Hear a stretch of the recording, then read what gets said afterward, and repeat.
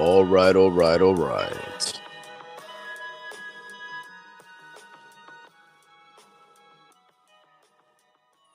All right, all right, all right. Homie Ricky, that's enough for rights from me, bro. Can you hear me? Yeah, I can hear you, bro. Homie Ricky, good even fall to you. Good even fall to Mr. Vince Vargas. Good even fall to one and all. Every single one of our listeners out there in the real world, connecting to us through the YouTube and all whatever other social networking sites.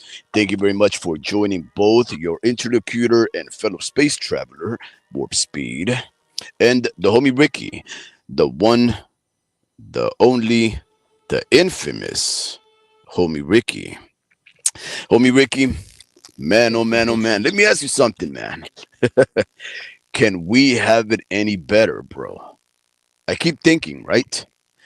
Every single week we go back and we say something. We have an incredible boxing card, incredible lineup, so many things going on in the world, but we can always count on boxing to ground us, to bring us back into reality, into our most primal of instincts, which is our nature to seek out violence, to be dominant. And if we cannot be violent and dominant ourselves, we want others to display those traits of domination and of aggression towards others. And the sport of boxing has not disappointed us in the longest. Homie Ricky, less than a month ago, we were presented to what was otherwise an unnecessary pay-per-view event, starting, of course, the Tocayos, which Spanish for people named the same, David Benavides and Mr. David Morrell.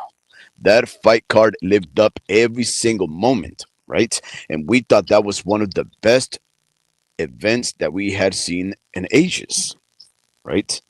Now, presented to us this week, homie Ricky, we have the big crescendo, an incredible night of boxing, again presented by none other than His Excellency. And I do say that with my head held up high and with no sense of sarcasm and irony. His Excellency Turkey Al Sheikh is presenting once again another card that we say is the best one so far. And it seems we say that every single time Turkey presents himself to the world and says, I want that guy and that guy and that guy and that guy to fight. Homie Ricky, again, I ask you, you know everything, you're highly opinionated, and you support your opinions with facts and good logic. Let me ask you, do we boxing fans have it any better than we have it right now? Well, I'll say this, man. It's been a very good start to the year, surprisingly, because I wasn't really for the first quarter of the year. I was a little confused. I was like, man, what does the schedule look like? What does the roster look like? There was nothing much going on in January, and then February. I really wasn't too excited about the pay per view of David Benavidez and Morrell. There was basically no champions, no titles on the line for the main event, which is very rare for PBC because they at least have one. There was a Stephen Fulton, Brandon Figueroa, which was the wackest fight of them all. But surprisingly, that card was amazing, right? We had Pitbull Cruz versus Angel Fierro that I thought it was going to end like 4 rounds by knockout, and Fierro brought it, bro. With all the turmoil, political discourse that was going on in the world, and all these talking points and all these opinions of divisiveness, boxing just united everybody, and they were like, "Somos chingones, way." You know what I mean? It was great, bro. So that started off great, and then last week or this Saturday, Arnold Barbosa. So like, it's exceeded expectations, and like everyone's talking about it. Like it's what's to come. And then I totally forgot, if BoxRec doesn't come up and I don't check the fighting schedule, next thing you know, Bivol and Beterbiev rematches in February, right? To pretty much close out the month. Yeah. And so, I mean, I can't say that we've had it as great as of all time, but it's off to a great start. And when you have low expectations and something supersedes it or comes to a surprise, you're just like, wow. I mean, dude, we have 11, 10 more months of the year. Boxing wise, there's a lot of stuff going on, a lot of implications, quite a few upsets that, yeah, it almost makes you wonder. And you know, to make that claim that, man, we've got it really good right now. The whole Yeah. world boxing has, like, it's been rejuvenated. There's a lot of spirit. A lot of people are talking about it. It's much more, you know, I'm not gonna say ubiquitous, but it's a lot of people are talking about it, you know? What's that mean? Ubiquitous? I don't even know, but I like the word. Nah, it's ubiquitous, like means Ubiquitous means it's prevalent. It's like, everywhere. Yeah. yeah, Prevalent. everywhere. It's, you know, it's Hmm. people, you know, now people go down the street and they're like, yo, bro, you know, they take out from their back wallet, instead of their wallet, they take out the Ring magazine. Like, bro, did you get it? Did you win the car? You know, everyone wants to talk about it, man. Not just joking. They're not doing that just yet. But yeah, man, it's been, I'm not even gonna lie, super excited, bro.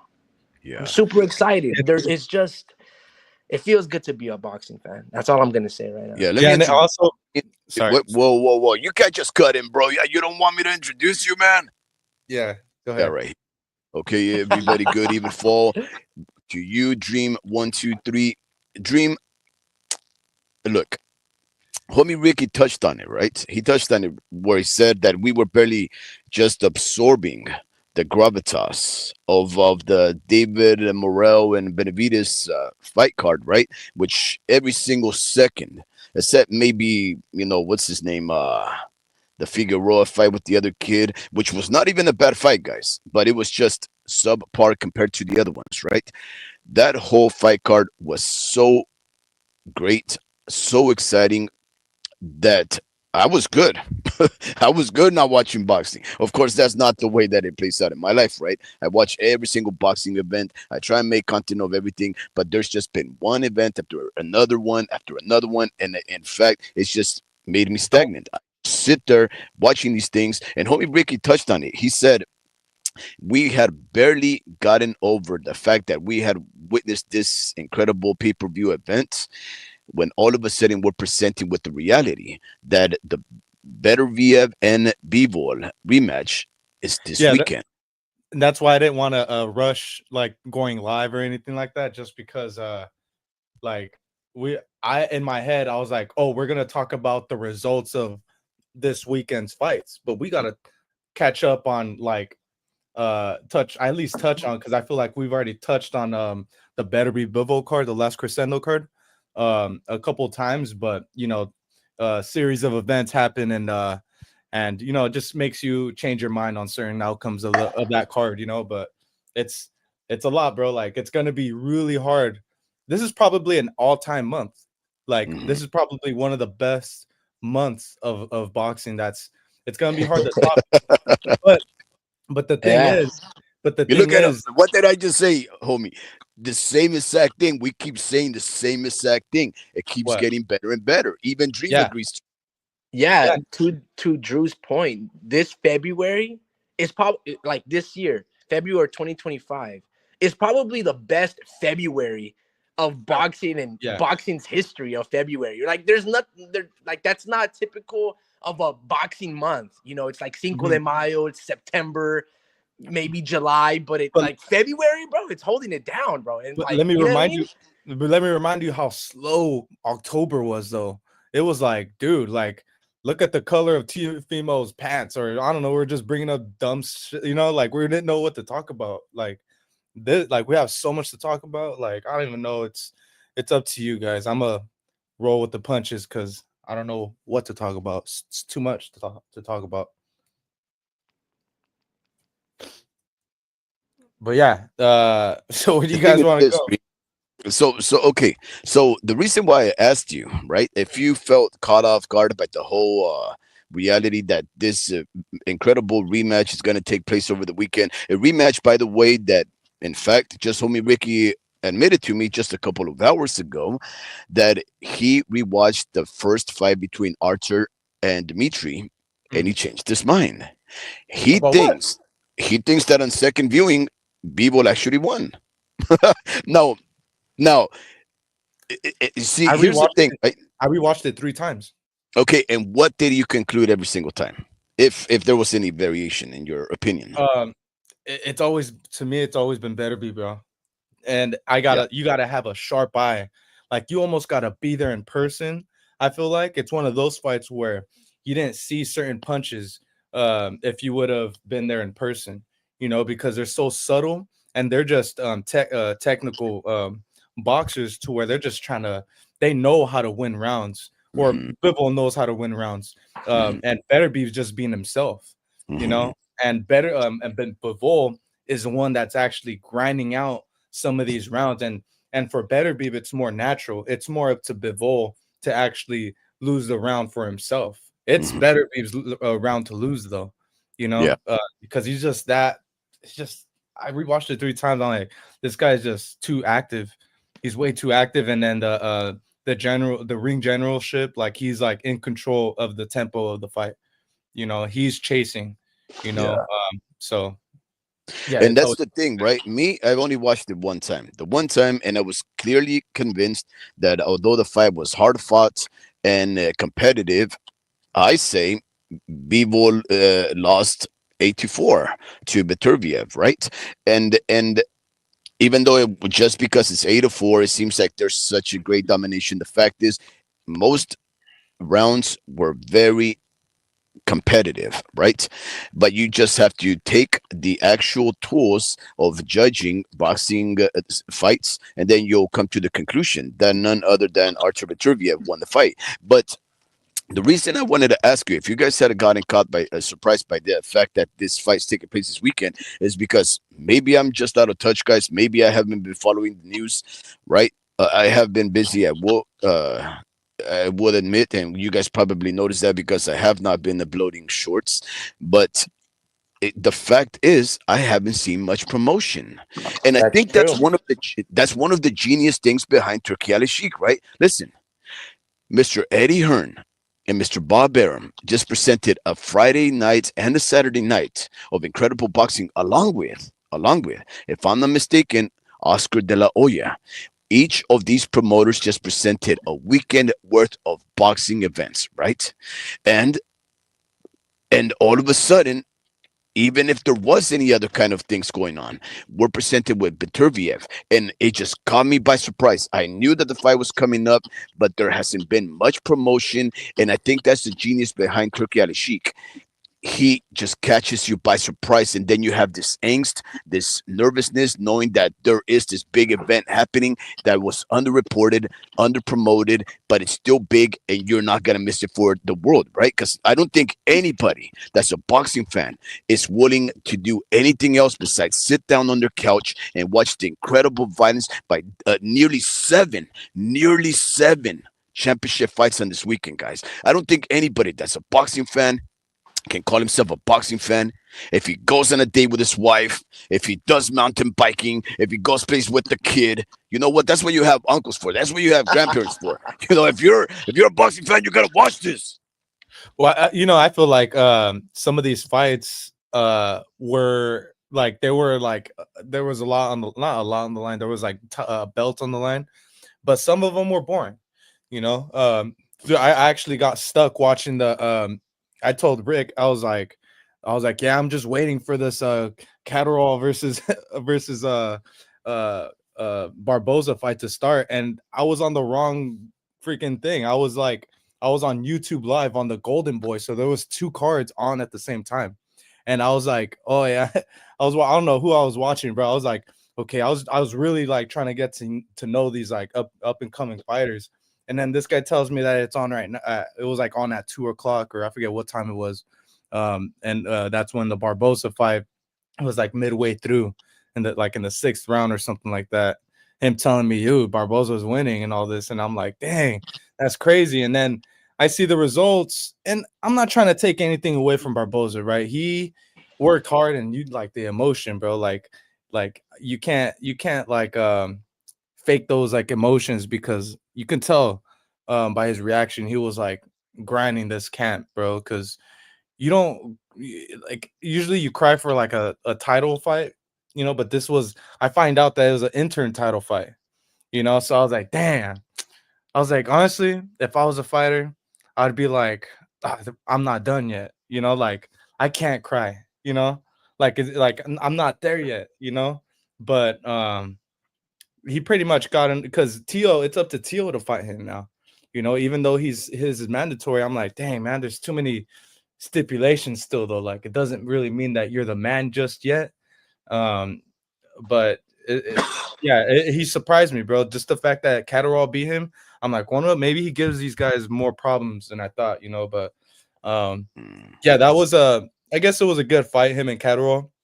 But there was a lot of compared to last weekend, at least in the Morel Benavides fight, like that weekend was like stacked with great fights, just you know. So I couldn't complain though, because every freaking time of the day, the Friday, Saturday, there was so much boxing. I was like, dude, I need to like decide whether I want to like look for my wife at the bar or go and watch these, you know, because Or stay I'm single. or stay single. Yeah, here I am, single because of these great fights. I'm just kidding, Yeah, but yeah, dude. it is ridiculous. It's really ridiculous. You know, look, okay, before we go on this here, tangent, right? Because that's really what it's becoming, right? We're going off tangent.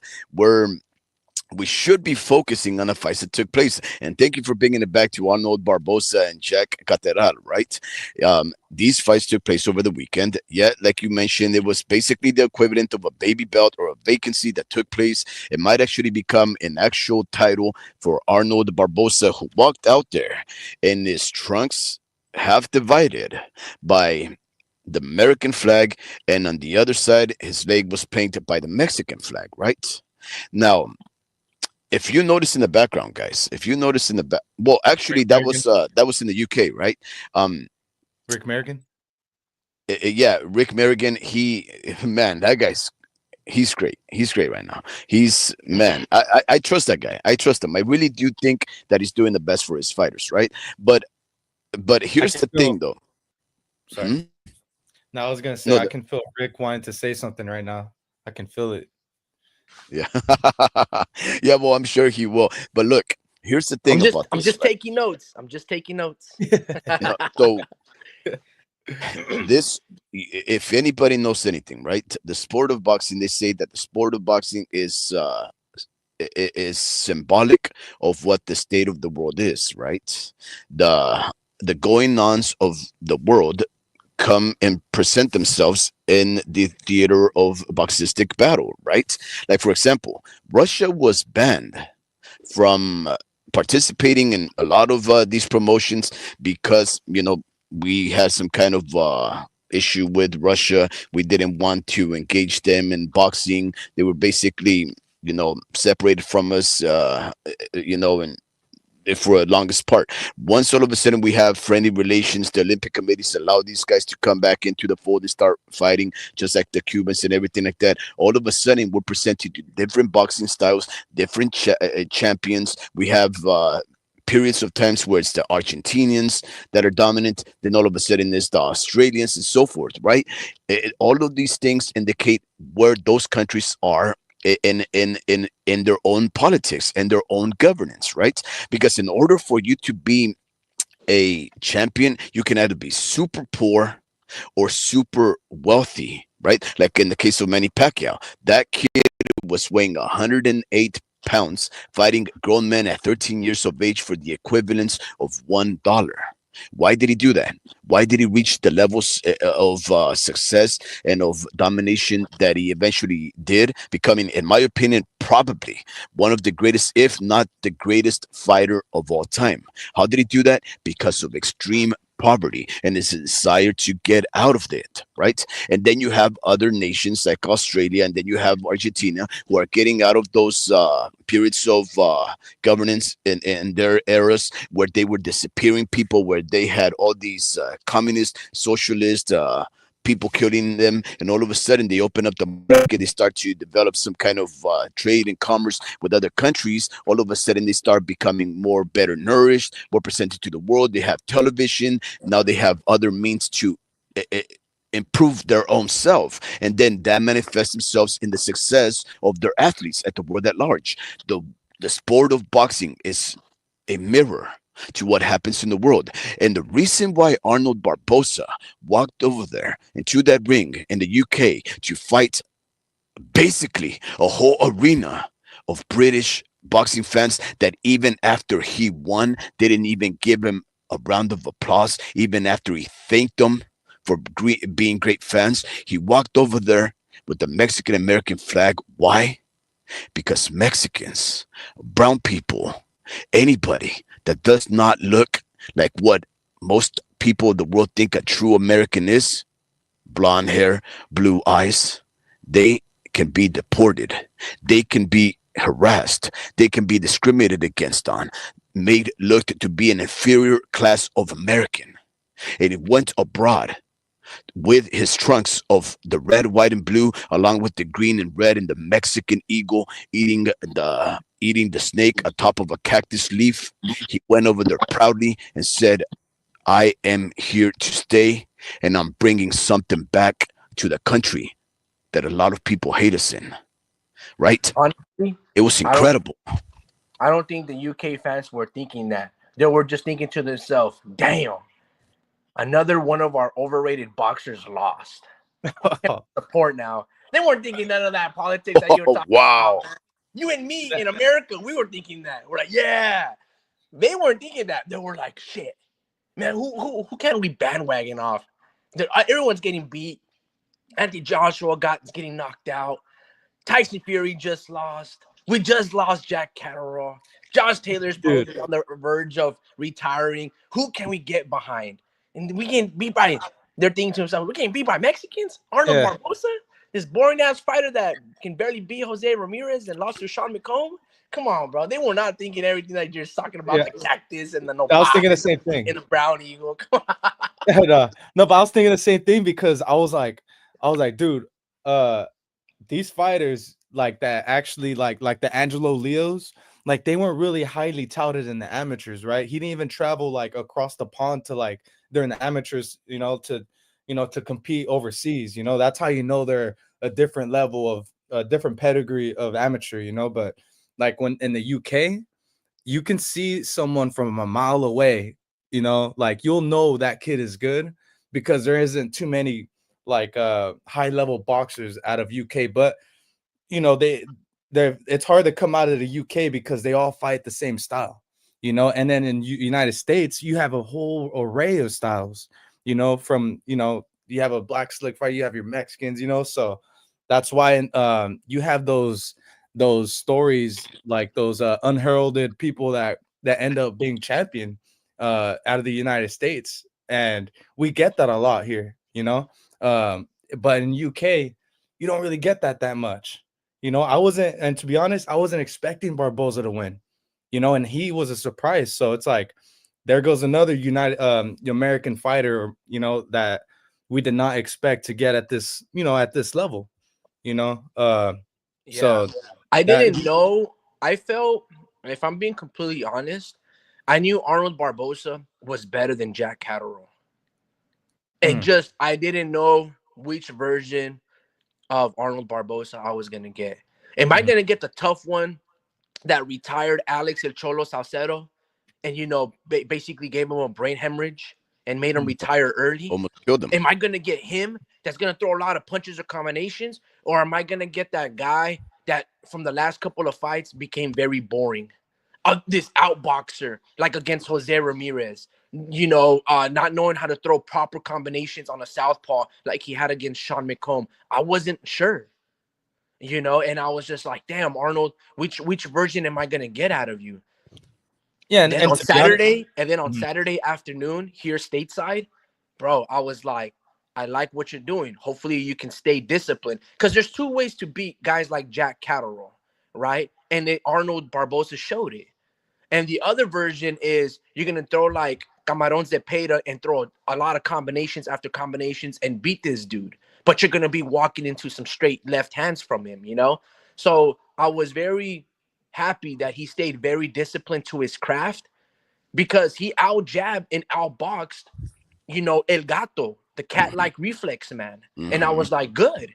Because for a lot of reason, I don't know, bro, like Josh Taylor, right? No disrespect to Jack Catterall, But the best version of Josh Taylor should never, bro, never lose to Jack Catterall. Mm-mm. I don't know where Josh Taylor forgot his boxing Saucy. acumen, that he stopped throwing jabs and all he wants to do is just inside the pocket walk into shots. I thought he was the best at Bro, 140. he would never do that. Like, he was always tough, gritty. He always wanted to impose his will, but it was always behind a jab. And then he would work on his inside. And I was like, bro, you can't take away Jack Catterall's jab. The dude's from a low angle. Why are you getting hit by these 1-2 straight up the middle? It was so weird. And I was like, I know Josh Taylor has had a lot of wear and tear, but these are southpaw to southpaw, IQ. It's more IQ based. It wasn't so much like, bro, you forgot the fundamentals of how to face another southpaw. It's weird, huh? And you're just going in there hands down and face up. It's just like, it's like, do it again. like, You know, Jose Ramirez couldn't drop you, and you fought a prime Jose Ramirez who hits way harder than Jack Catterall. And somehow Jack Catterall is dropping you and wobbling you, Josh. What's going on, bro? Like, it didn't make sense to me. But yeah, man, I was extremely happy with Arnold Barboza's performance. It was a little boring, I'm not gonna lie, but that's just how Jack Catterall fights. And lately, that's who Arnold Barboza has become. And I didn't know that they were going to get that decision, but I'm happy that he did. Yeah, and the entertaining part was actually watching him win and enjoy, the fruits of his labor, So not he hasn't done it yet, but I'm saying like you could tell like he was like happy and it's cool to watch stuff like that, and boxing's weird to where you'll watch, bro. I'm not trying to call the future right now, but if Barboza ends up beating a Teofimo, I'm gonna be so confused on who these fighters are. Like I don't trust just the 140 division. Like Arnold Barboza could very well end up beating Teofimo too. Like I wouldn't not be surprised. Boxing's just weird like that. So it's like just Actually, do what you did in the past again. Why don't you do it again? Why is this so, like it just almost it makes me not understand boxing almost, yeah. Actually, Wait. In what aspect? Vicky mentioned that. Oh, okay. Like what aspect? Like what is not like, no, I'm saying like who they are as a boxer, It's Yeah, like, he's meaning like how there's the typical fight styles, right? The pressure fighter, beats the natural boxer. The natural boxer beats the come forward aggressor. That kind of triangular, theory. it's when the That's triangle basically what he's saying. it's when the triangle theory doesn't make sense. Because anything is possible. I mean, also look at it like this, right? Like look at it like this from this standpoint. You can look in all facets of a game, right? Especially in boxing. If you're naturally the outboxer and you're facing another outboxer and he's a better outboxer than you, then you have to go to plan B. And then you become the inside fighter. And let's say he's the better inside fighter than you and the better outboxer. What do you resort to? Right? Jack Catterall doesn't have another game plan. Like, he doesn't cut off the ring. He doesn't press forward. It's always that shoulder roll stance. It's like, bro, go with a high guard. Change it up. You're getting beat. Same thing with Arnold. It's like, you guys are doing this, and it's like the same combinations. It's the 2-1 from Arnold always landing. And it's like, Jack, I thought you were so intelligent. Where's your defensive tactic maneuver where you're going to take that away? Are you going to go to a high guard so you don't get hit with the jab? Because your right side of the face is getting blemished by the same punches. Like, the trainers, this is one of the things that I know that a fighter isn't that great of what people want to hype them out to be, is you have to have range. If you're just a master at just one style, then you're not a complete master boxer. Because, for example, Canelo, when he fought Triple G the first fight, that fight looked completely different from a second fight. And then the second fight looked completely different from the third fight. Same thing with Triple G. And each facet of the fights, they look completely different. And the first one, you saw Triple G's limitations. He wasn't really cutting off the ring so sharp against Canelo, who was being the outboxer. And then you think to yourself, well, Canelo, how come it took you 12 rounds in the second fight to feel that you can take Triple G's power? You couldn't deduce that after 4 rounds in the first fight? How come you didn't press forward in the first fight versus Triple G? Isn't 4 or 5 rounds more than enough for you to realize and be cognizant? Yeah, I can take this dude's best punch. Or what happened when he hit you with the right hand and in the 7th round, and and you shook your head like, nah, that's a good punch, but I can take it. Shouldn't you like press forward? It's so weird that they need a whole 12 rounds to change up their whole style. What about in-fight adjustments? And not many of these fighters can do that. And it's one of the most shocking things to like look, you in training camp, you have certain you have to have your bread and butter. If all else fails, if our game plan doesn't work, our punch combination sequences, what we've been drilling in training camp doesn't work, we always can fall back on our bread and butter, who we are naturally.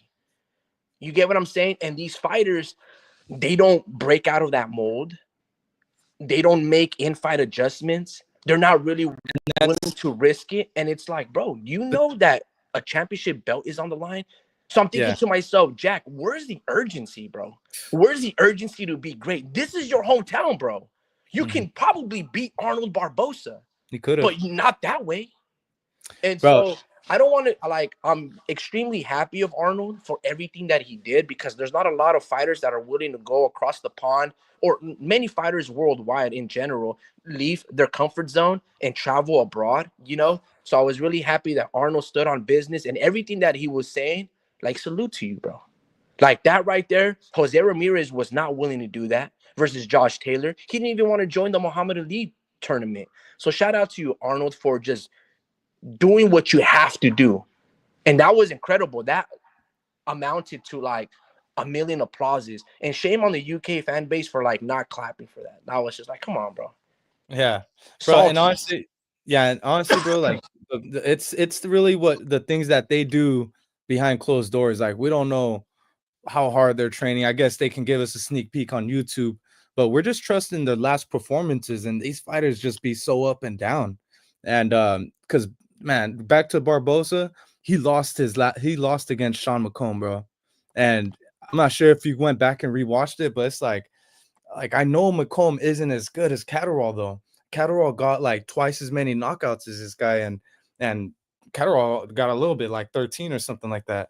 But yeah, it's so up and down. It's really the unpredictable fighters, make it entertaining, I guess. And I won't bet on them for sure. I'm gonna just sit back, and I guess it's the unknown.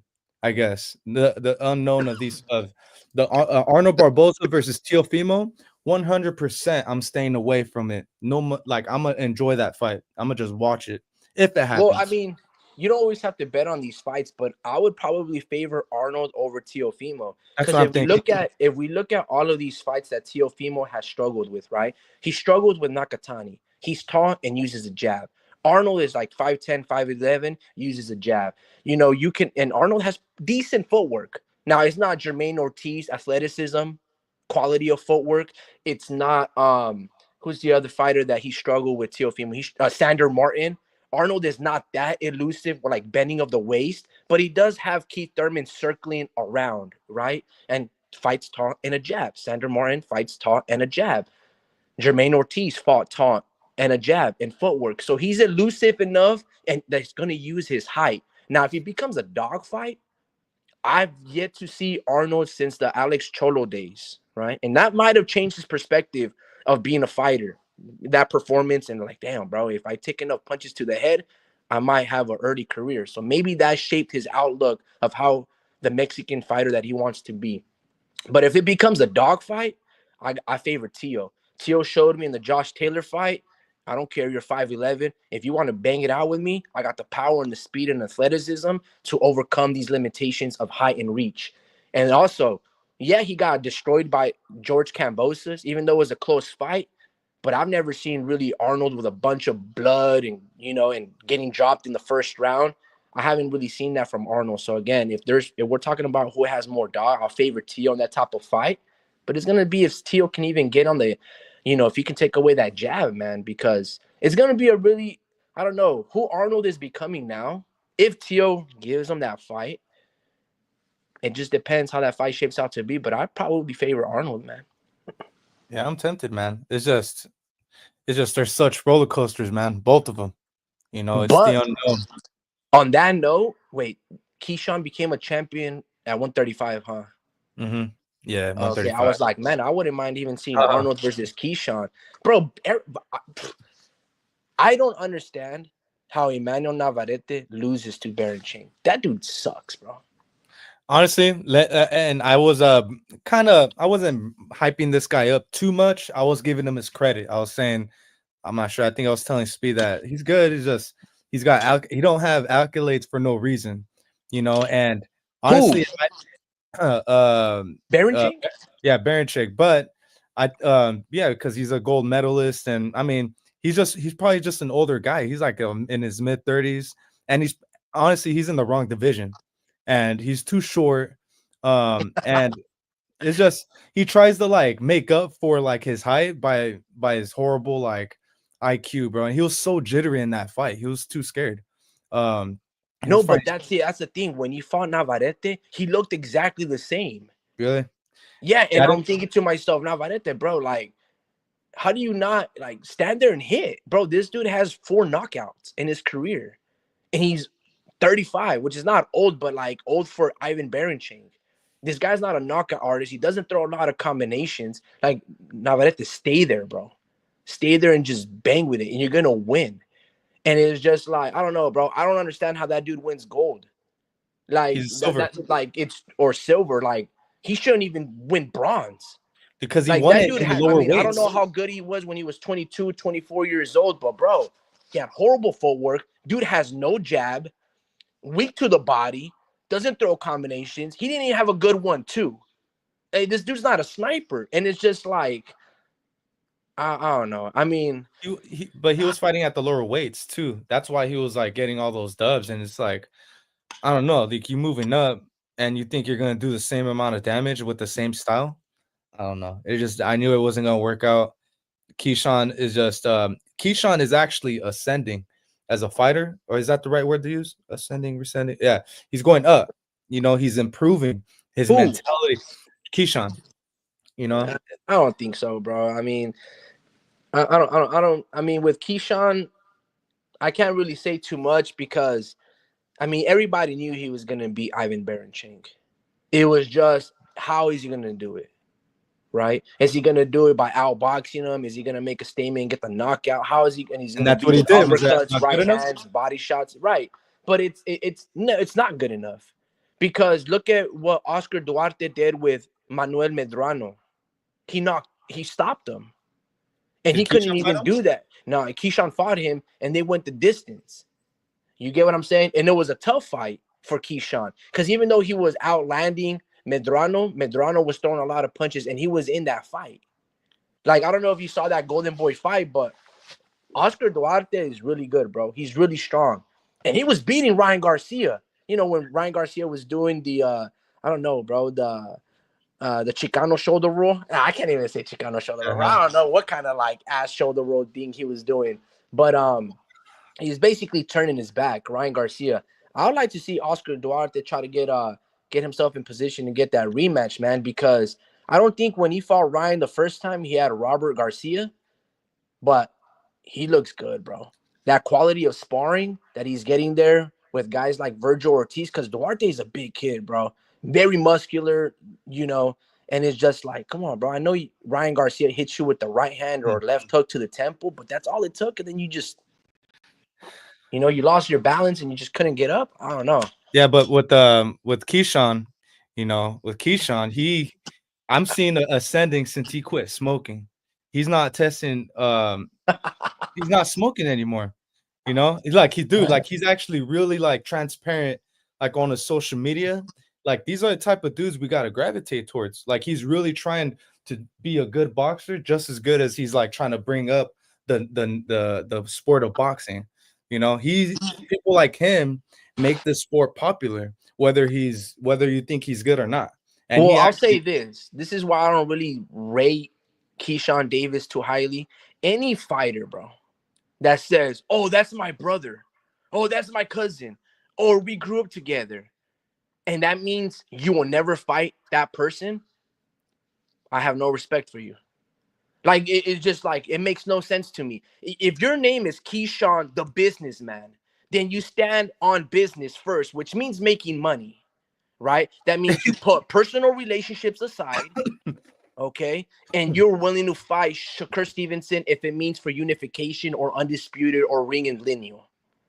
Any fighter that is like, oh, that's my little brother, man. We grew up in the amateurs. Okay, but he's not your little brother. Like Jamal and Jermel are brothers, literally. See, if you're twins or brothers like that, like blood related, then I can be like, yeah, hands off. But I'm not. when you be like, oh, he's my little brother. If I'm Keyshawn and Shakur's telling you, oh, that's my little brother. I know him from the amateurs. I support him. Cool, bro. I appreciate you. But this is business. This is prize fighting. Yeah, and I'm not trying to I'm not disagreeing with you. I'm actually kind of adding to it. I today he was on TBV today, and they asked him that. They asked him, "Are you ever gonna fight Shakur?" And this is what he said today. He said, I'm not fighting him.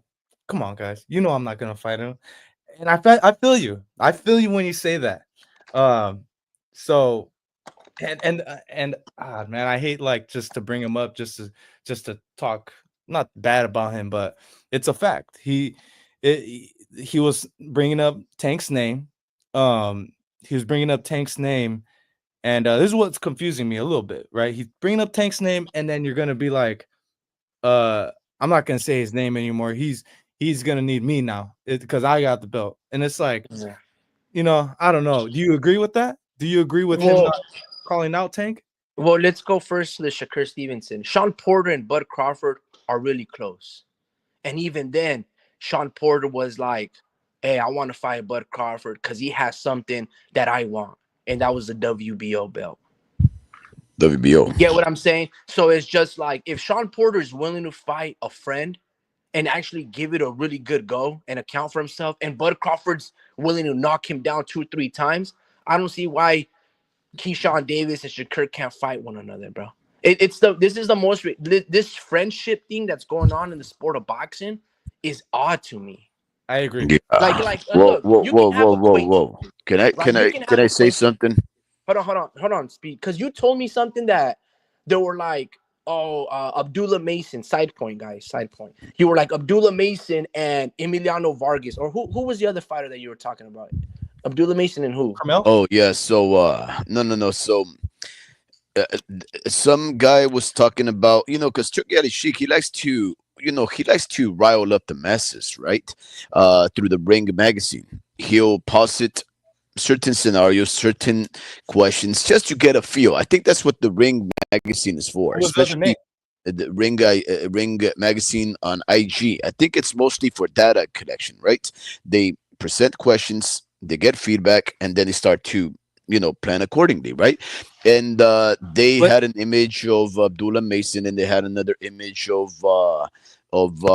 I think it was Floyd Schofield. Oh no, Abdullah Mason and Carmel Mutson. And they said, what do you guys think about this fight? And of course, everybody was like, man, this fight needs to marinate for 3 years. Some guy had the audacity of saying, I want to see that fight in 6 years. And I'm thinking, bro, you could die next week. What the hell is wrong with you, right? Like, what is it about having to see these young men, because they're men, I don't care how baby faced they are, what is it about you guys waiting to see them fight when they're 27, 28 years old? Oscar De La Hoya, Mike Tyson, Ray Mancini, Wilfredo Benitez, Cotto, all of those guys started fighting for championship belts in their early 20s, not past their 20s, not mid 20s, not early 30s. You don't have to baby these guys. It doesn't matter why. But the point that I was trying to get at, right, when all these people were talking about it, is that these guys are trying to get a good feel. Some guys said Carmel Mutton beats Abdullah Mason because Carmel Mutton is Gervonta Tank Davis. I went with the homie Ricky idea that Abdullah Mason is next Terence Crawford. And you gotta know who's moving Carmel. Okay, yeah, but hold on. So and then, of course, I asked you to Schofield was point. Sean Porter, and Emiliano Vargas was going to be the next, I guess, who did you say, homie? You said something. Yeah, so that the reason why I asked you if you can bring up the point between the young guys is look at Keyshawn Davis and Shakur. They're probably 25, 26, maybe 27 years old. I'm not too sure how old they are, but that's great age right now. So they can fight one another. They're in the same division. Both of them are champions. Mhm. Look at Kid Austin. He's a kid. I mean, it's in his name. He's probably 23, 22, 24 years old as well. He's fighting Correct. Shakur Stevenson. You get what I'm saying? So it's just like, that's how it's supposed to be done. You see, Jaime Munguia got beat and dropped by Canelo Alvarez on a pay-per-view. And he put his differences aside if he had any animosity or ill willing towards Canelo for beating him and taking his first, that's his first defeat. And he was like, I need to improve. And he understood business and realized I gotta go with Eddie Reynoso so I can get quality sparring with Canelo, soak up knowledge in game, get better not sparring but training instructions from Eddie than I'm getting from, let's say, Freddie Roach or Eric Morales. That's Mhm. professionalism. See, Mhm. when fighters that I hear in my head, like Shakur and Keyshawn Davis, oh, that's my little brother. Oh, I will never fight him. Come on, guys. We're like almost blood and family. It reminds me of two things. One, from a boxing sense, that means you can't put professionalism first. That means if you have to train and he's the enemy, then you can't like shake hands and just be gentlemen and professional about it. That lets me know, like, nah, bro, I'm gonna say something, I'm gonna hit him, and we're never gonna be friends anymore. Like probably Jaime and Canelo have that after that 36 minutes of fighting had a cathartic relief where they actually shared an extreme bond that they didn't even know that they had, and now they're best buddies because they first from that cathartic, fighting, they realized, damn, bro, we gave it everything we got. I respect you. Let's go get a couple of drinks and let's just Yeah. have fun.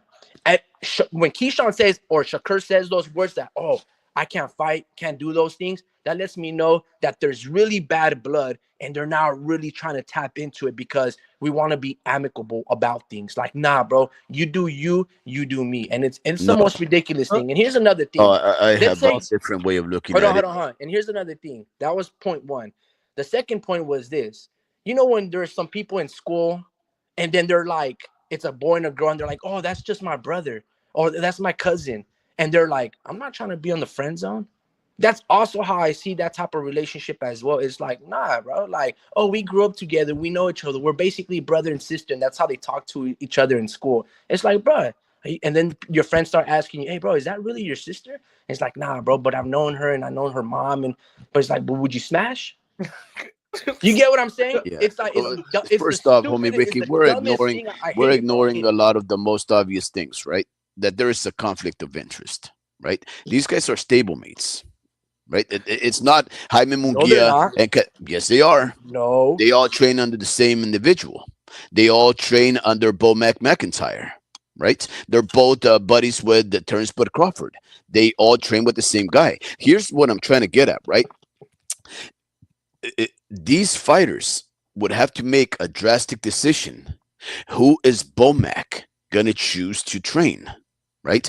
Both of these fighters train under the same guy. Both of these fighters had actually fought in different weight classes. The reason why this situation is very unique is because, contrary to that comparison that you made, which was a bad one itself, really, Canelo, Saul Santos Alvarez Barragan versus Jaime Munguia, becoming buddies and stable mates to train and improve each other. The fact of the matter is, those guys were already in separate camps. Those guys were gravitating in different weight classes. They just happened to meet eventually, as they do in the sport of boxing, as rivals. And then you know what they say: if you can't beat him, join him. That's exactly what Jaime Munguia did. He left all of those prior trainers to learn from the guy who was the first one to beat him. Is Right? that what Keyshawn and Shakur are doing? I can't beat them, so join them. No, they already are joined. That's what I'm trying to get at. You see, Keyshawn Davis was always bigger than Shakur Stevens, right? Keyshawn Davis is been fighting in only two divisions. The other one is fighting in three or maybe four now, right? And so it was actually just a situation, it's circumstantial, that how they ended up meeting up at 135, right? The same trainer works with both of them. Both of each other know each other intimately. Both of them hang out with each other. When they say that they're like brothers, they really are They got like different brothers. trainers. Giovanni Santillan and Alexis Rocha, they knew each other. They sparred each other many times. Yeah, but They they still weren't fought one stable another. mates. They weren't stable mates. But here, They here, but here's what? the thing, But though. wait, Here's wait, the wait, thing. wait, wait. What I'm wait up, and here's other things that you guys still don't know, right? Again, besides the fact that that their paths just crossed because of growth and age and circumstance, you're also having to force Bomac to make a decision of who he's gonna train. You see, or worse, which of these fighters, having been trained by one of the greatest, hottest trainers in the sport currently, which of them is going to be the brave one? Really, it's an act of bravery to leave he who has led you to success. Is it going to be Keyshawn Davis to make the decision to say, for the sake of me fighting Shakur Stevens, I will leave the gym? Or is it going to be Shakur Stevens saying, you know what? I'll be the better man. I'll take the risk. I'll walk away from Bomac, make the drastic change of learning under a new trainer, and then going across from one of the people that has sparred with me the most, right? Those are very tough decisions. But here's the other thing. This is something that you probably don't even consider. If you guys were watching the fight buildup, right, there was one common thread that they kept talking about Keyshawn Davis, which was the fact that he had suicidal ideations, that he was suffering, that he had once suffered from mental health issues. Now, I don't know if you guys know this, but apparently, the one who helped him get into the ring, straighten out his life, and in fact, maybe even saved his life, was Shakur Stevens. Keyshawn Davis has admitted that because of Shakur Stevens, the reason why he's still fighting is because of him and his support. When Keyshawn Davis and Shakur Stevens say that they are like brothers, they really are like brothers. Now, the remedy here, guys, right? Let's think about this. If you guys know anything about the sport of boxing, the history of the sport of boxing, you have to understand that unifications and especially undisputed fights were very rare because nobody really cared about them, right? There was three sanctioning bodies, two sanctioning bodies once, three sanctioning bodies, eventually four, right? But for the most part, every single sanction had different rules, different stars, and they didn't really care about crossing paths against each other, right? Because for the most part, everybody was content with just getting one belt and dominating their sanction. Eventually, somebody had the great idea of unifying to make it easier to see who between those two very dominant fighters were better. And then eventually, on a rare occasion, we would have an undisputed status. But those fights were so hard to get at because there was so many different factors to play a part in. Now, even though we didn't get many undisputed fights for 50 or so years, the fact of the matter was the boxing fans, the boxing world was very happy with the product that they were presenting because the people that had belts were fighting every single one of their mandatories in their sanctioning bodies. As long as they fought the guys they had to fight, we boxing fans weren't too demanding. Now, what am I trying to get at? Unifications aren't that big of a deal, especially if Keyshawn Davis can unify first with Gervonta Tank Davis and whoever has the other belt at 135, right? And then a year or two, however long that takes to get back to Shakur Stevens. If Shakur Stevens or if Keyshawn Davis are still at 135, then by then they can start preparing themselves to part ways from their gym and then fight eventually. But here's the thing, guys. This is a fact, and we saw this weekend. Keyshawn Davis is not going to remain at 135 for too long. That boy was huge. That boy easily walked in there like a 154 pounder, guys. And that's what I'm trying to get at. we might not have to worry about Keyshawn Davis and Shakur Stevens having to duck each other on account of their buddies and making these drastic decisions, because the reality is there's so many outs for them to fight others before they even get to fight themselves. Yeah, Yeah, man. bro. Like I hear what you're saying, and those are all really great, valid points. You know, especially the fact that Keyshawn's probably already moving up to 140 if he can't get the Tank Davis fight. But that's what I'm saying, bro. It's like, let me go to a different point. Errol Spence and Bud Crawford, right? These guys, you can tell when they first met, it was competitive, you know, trash talking, but there was a lot of respect with one another. But you can tell it was like two wolves not backing down. Man, you ain't gonna stop me. I'm gonna stop you. Nah, you bro, you too light. You know, nah, bro. So when you get older and you have, you know, and you can see like, man, let's put 100,000. You can see that there's a lot of respect, but they still want to prove that I'm better than you. And look how the fight turned out. Me, a Spence fan, bro, Bud demolished him, right? But look how it happened afterwards. Had a lot of respect towards one another. Errol didn't make no excuses. He took his, you know, his beatings like a man, just went about it. Bud got all the attention, all the respect, the accolades, the money, the rewards, everything, right? And it became, bro, they broke bread together, made a lot of money. It wasn't the result that Spence wanted, nor was the performance that he wanted. But guess what? Everything led up to that moment. You get what I'm saying? So when I see Keyshawn have those ideas, now I didn't know about those suicidal tendencies that he had, right?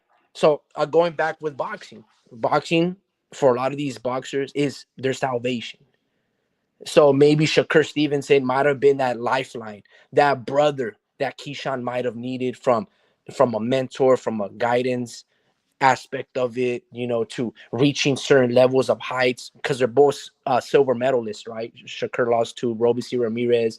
Keyshawn lost to the Cuban that's trained with Boots Ennis' father. Forgetting his name, but so I can see why there's a lot of respect for one another. But at the end of the day, bro, if Turkey Ali Sheik is saying, even to the Klitschko brothers, yo, Vitaly, Waldemir, I got 250 million for both of you guys to fight one another.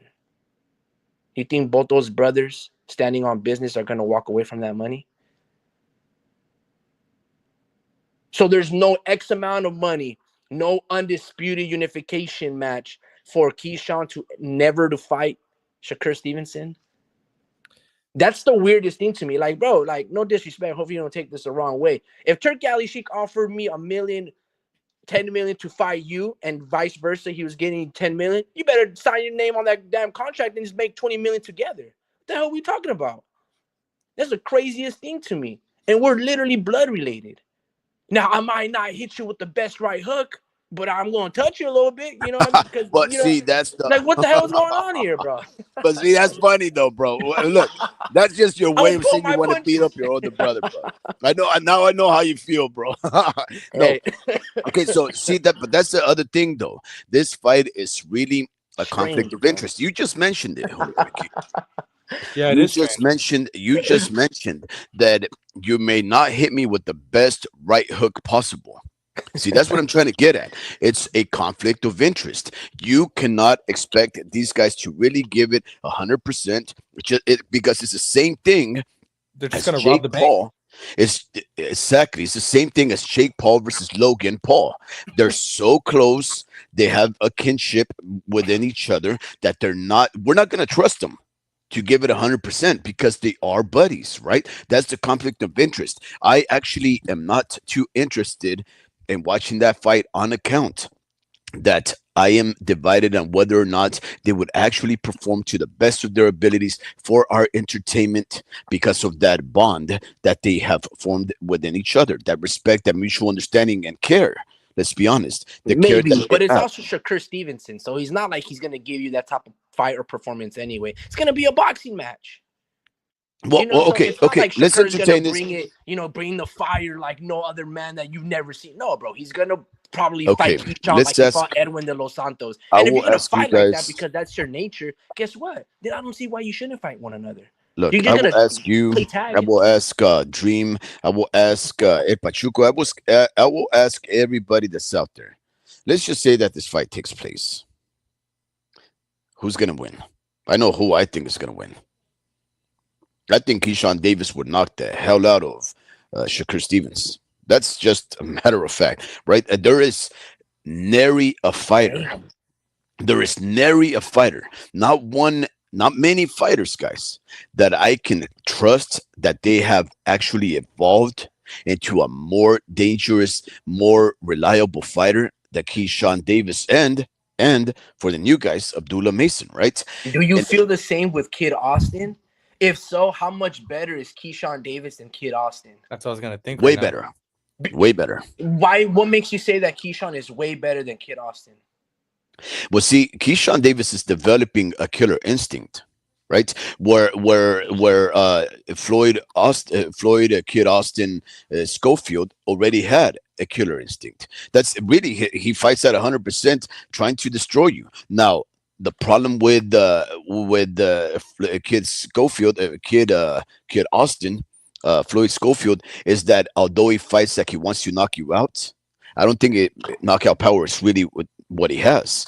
In the case of Keyshawn Davis, it has become very noticeable that he has knockout power, right? And not only that, he has a varied arsenal. He can knock you out to the body. He can knock you out to the head. He can pit pocket you. He can.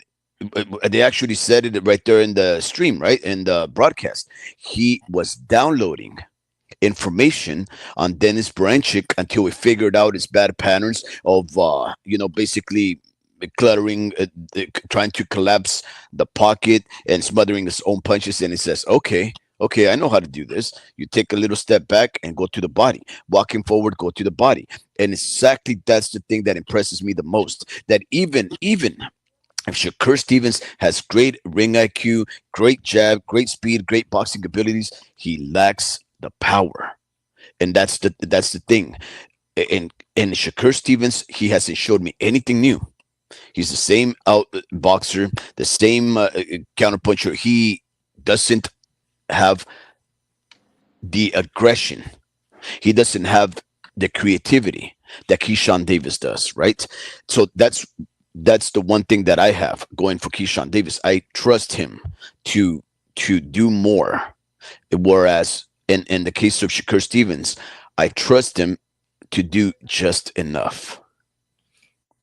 Yeah, I think with me, Keyshawn, he's developing mentally into a different fighter. So for me, Floyd Schofield, he's one of those guys that showed me that he has a different gear in his game. So I got to see more of Floyd Schofield because he can very well be like a threat to the whole division, bro. Just because he's strong and he's slightly different. I wouldn't call him a Sean Porter because he showed me that he has a jab. You know, he showed me that in his last fight. But Keyshawn never got wobbled. Am I wrong? No, Like he never got wobbled. So with Floyd, he showed me that his chin is a little vulnerable sometimes. And it could be because of those big muscles that he has. You know, a lot of all that blood going into his muscles and not his brain. You know, so and he's showing it, you know. But he shows that he's explosive though, you know, and he does bring bring some heat, bring it he does have a good range of tools in his tool belt. But with Keyshawn, they're just he sharpens them. You know, I don't know how to say it. Like Keyshawn's just a sharper, tighter fighter, and he's well distributed. As far as his you know his muscles and all that. Like he's not top heavy, he's not bottom heavy. He's like well balanced with Floyd. He's top heavy, so I think having good footwork would be his weakness. That's why I think Shakur better not get on the inside and try to like exchange with this dude. I think Shakur is going to show his levels in this fight, but this is an opportunity for Floyd to show that, hey, you guys probably thought I had a weak chin, but I'm at this level right here. This is where I belong. And win or lose, I think he should. If he gives Shakur like a hard time, then he should be in consideration to fight the other top dogs. But yeah, I think I think it's hard to see like for a casual to see Shakur fight. They're gonna think he's a simple fighter, but I see the little subtle movements that he does with his feet. And I think he's still waiting to break out as well. Because I do think his chin can get tested too. But he's just playing chess. And you know, Floyd is just he's kind of like he's the closest thing to a Sean Porter. There ain't no Sean Porters though that's exactly like Sean Porter, but he's the closest one to it. So yeah, I think for me it's still Keyshawn, bro. He's still, his elbows is tight as hell. He has good defense, and he's elaborating that, hey, I'm not smoking anymore. And not only that, you guys, if I tell you guys I quit smoking, you guys will actually can tell by the way I talk, by the way you guys will be like, damn, what the hell is wrong with Adrian? He's like, hey, sorry, like, what the hell is wrong with this dude? He's like, what's wrong with this dude? He's like talkative and like, you know. So I see that with Keyshawn. Bro. Just as a smoker, you know, I see that. And telling you, man, I can go pro if I were to stop, but it's dangerous. I could die. But anyways, you know what I'm so happy for, guys? I'm so happy that whole banana and watermelon talk is over. It was so predominant in the broadcast. They just kept talking about this racist aggression that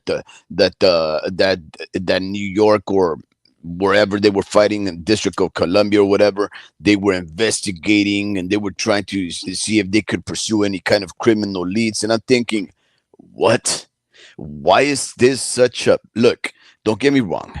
It was an act of aggression. It was an act of disrespect. It had definitely racist connotations, but I'm trying to understand where the criminality is.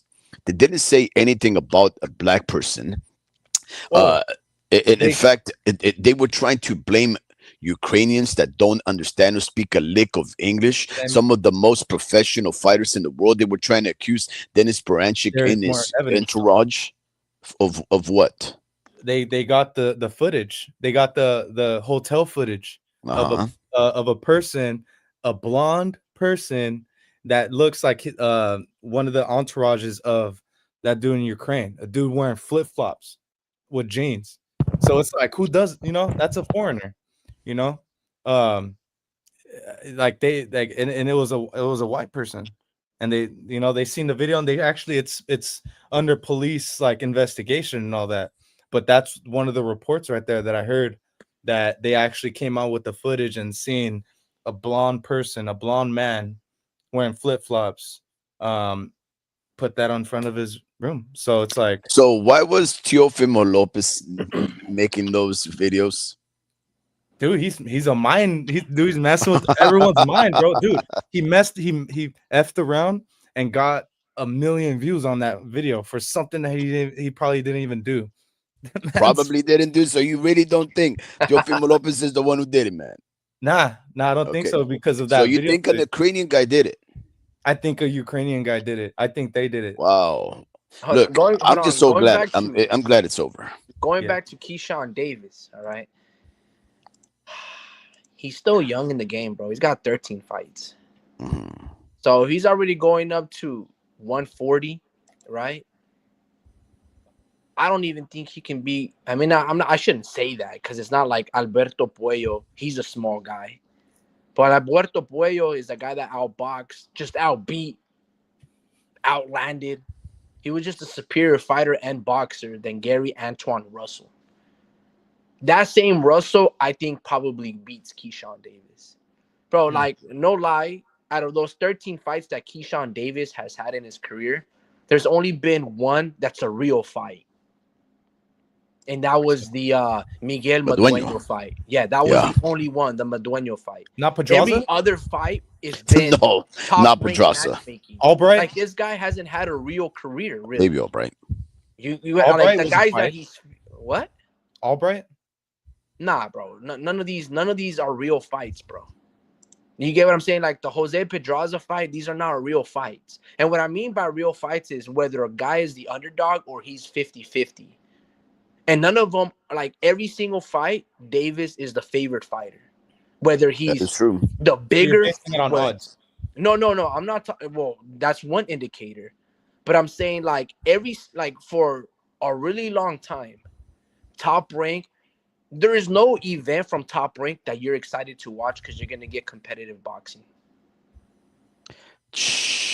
Nah, I'm Like sorry. in a You know, let very me think long about that. time, I'm Let me there sorry. think hasn't about been that. an event in a very long time. There hasn't been an event Wow. from Even the Top Rank Pachuco's that you're like, mentioning. oh my gosh, that's a real fight. When Yeah. Jared Anderson Nope. fights, he's in fake fights, except the Bacoli fight. That's not a Top Rank fight, though. That's a Yeah. Turki Al-Sheikh. Keyshawn Davis fights, you already know who he's fighting, right? All of these guys from Top Rank, in terms of the main event fighters, have not been in a real fight, bro. Yeah. That's true, Like actually. that's gotta see really those true. records, The only guy, and unfortunately they treat him like shit, is Teofimo Lopez. Oh, God. Jermaine, no, check this out. Sander Martin, What about dude, that's a tricky Lomachenko? fight. That's a tricky fight. You don't see nobody else fighting Sander Martin. Because, like, why would you? Right? And look at the other one, Jermaine Ortiz. Not many other guys have fought Jermaine Ortiz. And these are Lomachenko. guys that you know are going to, like, make you look bad. That they're going to put, or have the potential to put on a stinker, that they're going to always, do tactical retreats and fight off the back foot and just be comfortable with outlanding you by one punch because they threw 5. You get what I'm saying? Like, these are very tricky styles. You're like almost asking yourself, bro, are you trying to make Teofimo look bad?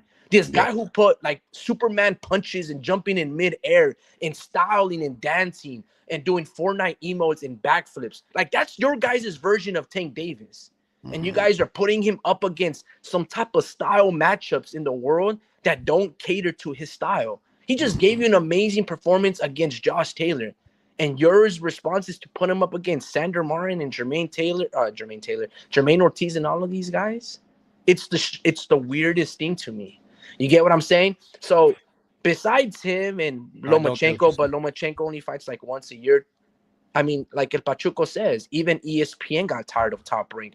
Absolutely. When you see all these other fights that are like ending in not just hellacious knockouts, but are true 50-50 type of styles that look like a Super Bowl event that Turki Al-Sheikh is hosting. All of your biggest fights are on the Zone Network. Like, I'm sure ESPN was pissed off that Artur Beterbiev and Bivol didn't happen on ESPN and it was on the Zone or Turki Al-Sheikh's channel. You get what I'm saying? They were probably extremely mad as well with Tyson Fury, unless that was an ESPN production, versus Usyk 2 times. I'm sure they didn't like that, bro. I'm sure ESPN got tired of paying so much money to Tyson Fury to fight guys like Derek Chisora for the 3rd time, or the other guy that he beat 3 times as well, Dylan White. Like, all of those fights are not good, bro. And you ask yourself, bro, ESPN is known for matching their prospects or going, getting the best prospects in the amateurs, the more touted ones. But then you ask yourself, bro, you got to put them in competitive fights. So when you were saying that, oh man, Abdullah Mason and Carmel Mutton 6 or 3 years down the road, it's like, bro, why? Yeah. Why? If I'm a matchmaker, right? If I'm Todd DeBow or one of these matchmakers from ESPN, I want to have my prospects, build them up to 10-0, 15-0, or whatever. And then I want to do a round robin. And I want to see who the last man standing is. Whoever wins between that, that's who I'm going to put all my eggs in my basket. That's my superstar. Well, You get what I'm saying? I'm not trying to, sure, you want 4 of them, but you really want, okay, that's my Canelo Alvarez because he beat all of these guys. And that's who I'm going to put all my promotion, all my money to back that player. Guess who's been that guy for Top Rank? Teofimo Lopez. Name me another fighter that ESPN has had that they've been methodical in terms of catering and that they've really threaded the needle and exceeded expectations. It hasn't been Keyshawn. Going back, he's been favored in all of these fights. These aren't real fights. Hasn't been Shakur. He's looked mediocre in fights like Nakatalia and Edwin de los Santos. It hasn't been Raymond Murataya. It hasn't been any of those fighters. It's been Teofimo Lopez. And yet, Somehow, some way, this ain't that and that ain't this. He's gotten the job done, bro. That's the dude. yeah, he's still complaining about money and not making over $1 million. I mean, that's why they're not coming to ESPN. And honestly, with Keyshawn, there's a reason why they're putting him in 10-round fights so damn quickly compared to Mason. Why hasn't Abdullah Mason gotten 8 or 10-round fights yet? They see something. Well, they are 12 round. They're not 12 round fights because they're not championship fights. They're not 10 rounders because they're not eliminators. But they are 8-round fights. They're 8-round fights. He's been fighting 8-round fights for at least that I'm aware of at least 4 fights now. And did you know they gotta pay for extra rounds? Like I forget like the rates, but literally the promoter or like the manager, they put the money down for all these rounds. So they're making the calls and they're saying, nah, this is gonna be a 6-rounder, you know. So it's something they see something, and there's a reason why they put him straight in there with the Yigits. Dude, I'm talking about Keyshawn. Keyshawn already messing with 10-1 fighter, 7-4, and then his 4th fight was an 18-1 fighter. Dude, after his 4th fight or 5th fight, dude's been having fighters that have fought plus 20 fights and single-digit losses, you know, and they've been getting better and better. So I like just look at his resume, just a shit ton of wins on his opponents. Like his resume, it looks decent. It looks decent. No one pops out. But if you click on Gustavo Lemos, you'll see that he beat Richard Hitchens. And then you go to Jose Pedraza, you see how long in the game he's been in it. You know, so yeah, I think with Keyshawn, he's gonna have some trouble at 140. And you're trying to call that out. At 135, he is the man. You know, and he's actually intending on staying at one. He said my next 2 fights are going to be at 135. He's got 2 more fights with Top Rank. So after that, after 2 fights, he said that he's going to make some decisions and he might eventually he will move up. But I guarantee you, they're going to move like chess pieces, him and Shakur. Once he moves up, it's going to be Shakur's time at 135. You know, so I see some good things with him, but it's just I just feel like Keyshawn's a little better than we all think, you know. It's just how he presents himself maybe, and honestly, man, people just can't relate to the whole weed situation. It's just I see it, and hopefully it doesn't start again because he'll pop again most likely, or I don't know, but yeah, he's a champion now, bro. So we got to start speaking to him, not to him like as such, but we got to give him there's a reason why. Yeah, dude, I'm going to put him up on the pedestal for beating Ivan Baranchenko. Why the fuck not? Because it's Ivan Baranchenko, bro. Like if he dominated Tank Davis in 4 rounds, I'm going to be like, damn. No, I mean, I'm talking about Lemos though, and Lemos, man, Yigit. I mean, it's decent. He's earned the world. Come on, fam. It's bro. Rolly Romero knocked out Anthony. Can you dig it, Yigit? Like that's Rolly Romero, bro. Like I'm not. But what about the Lemos fight? Lemos fought Hitchens. Lemos fought Hitchens and he beat Hitchens. So that's at 140. You know, so there's evidence right there that Keyshawn can actually mess with the 140s.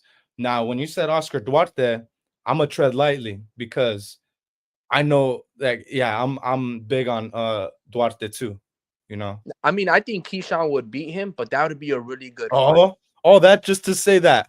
Oh my. No. I mean, because dude, I like what I'm seeing with Duarte. Like his evolution is with Robert Garcia is getting really good, you know. But Duarte eats a lot of punches. Keyshawn does hit hard, you know. So I mean, I'm not saying anything other than like that's gonna be a good fight. It so sounded like you weren't high on Keyshawn, but well, I mean, Ryan Garcia beat Duarte, and I'm not necessarily high on Ryan Garcia. You get what I'm saying? Like I can be high on like a fighter to like give good entertaining bouts, but I'm not gonna be like, hey, bro, this guy right here, he's gonna be the next pound for pound number 1 to beat Canelo Alvarez. That's not Duarte. He gets. But I like the 2s and the 3s. I like the 4s and the 5s as well. You know, I think those guys got shots at beating the 1s.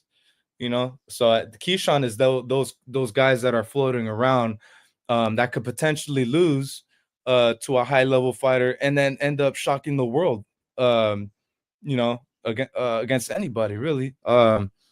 So we'll see. I want to see like every division is like a new chapter, right? And we get to see really if the power translates because you know we've seen what Tio did once he moved up that 140. It's like no power at all. You know, it's really when when it's in the inside, and it doesn't make sense, right? He didn't have power, but you just said that he has power, but it's really just when he's in the inside. When he's in the inside, he's sitting down on his punches, and it's more like his extremities ain't long enough, or the guys just beat him to the punch. They're too lengthy. So Keyshawn's a bigger guy. He's taller. I think he's our height. He's walking around our height at 5'10", 5'9", 5'8". I don't know. But, yeah. Yeah, no, man. It's look, I'm tired of talking about Keyshawn, bro. Like, this guy has 13 fights. Well, he just fought, so. No, I know, but I'm just like, I want to talk about like Bivol and Beterbiev, Virgil Ortiz versus, you know, Madrimov. Then you have Shiraz versus Carlos Adames. Like, bro, I'm over Keyshawn, bro. Like, good job, bro. 4 rounds. Like, hey, that's all he wanted to hear was good job. Carry on. Yeah, that's it. Like, that's all I'm gonna praise him, bro. Like, good job. Like that guy Baranchenk, he's not even a Jack Catterall on that level. Like, he's Ivan Baranchenk is only known for somewhat beating Emmanuel Navarrete. And somewhat beating because you didn't really even beat him. You didn't put a beating on him. You didn't really even outbox him because you didn't really outland him. It was such a horrible fight from both fighters that I'm just kind of like, damn. It was like a hug like that fight made me so mad because it's like brings me back to like Ruben Villas. Like, how come you couldn't beat him, bro? But anyhow, I don't want to talk about that, bro. I want to talk about Virgil Ortiz, man. Virgil Ortiz, El Pachuco, if you're still here, the Mexican G, bro. Madrimov. Now, that's another guy with 10, 12, 13 fights, right? But that's a guy who's been in there with tough guys and a pound-for-pound fighter in Bud Crawford. And I thought in first seeing and showing, I thought Madrimov won that fight. Now, just because this fight is coming this Saturday, the rematch between Artur and Beterbiev, Madrimov is fighting Virgil, I had a little bit of a change of heart. I actually saw Bivol completely beating Artur Beterbiev. Like, when I watched that fight all over again last night, bro, I was actually really disappointed in terms of the punch creativity of Artur Beterbiev. Like, that guy, like, he's strong, but that's about it. I was like, bro, where's your body shots? Where's your left hook to the body? Where's your uppercuts?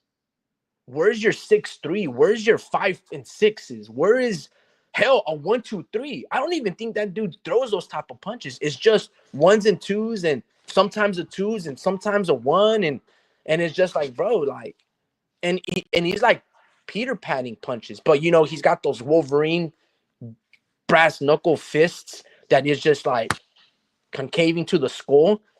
But I was just like, bro, Bivol is just beating you, bro. You know what I mean? I'm just like, bro, Bivol is just better. He's much more disciplined on his defense. He doesn't raise his head all the time. I'm almost thinking now, if Bivol plays his cards right, and I hope Bivol tells the commission, yo, that dude needs to shave off his beard because I'm trying to hit the chin and I'm hitting nothing but beard. For him. You know what I mean? Because, like, bro, it's like padding.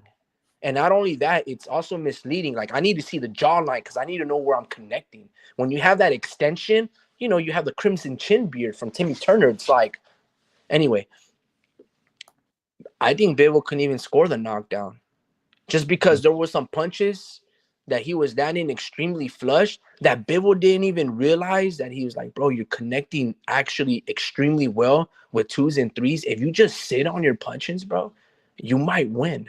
Or you might even wobble him. Because there was a couple times that I don't know if it was Bivol wobbling him or Beterbiev didn't see that punch, but I'm like, I don't know, Bivol, bro. Like, you got to really trust in your power, bro. You're a big guy. You're not small.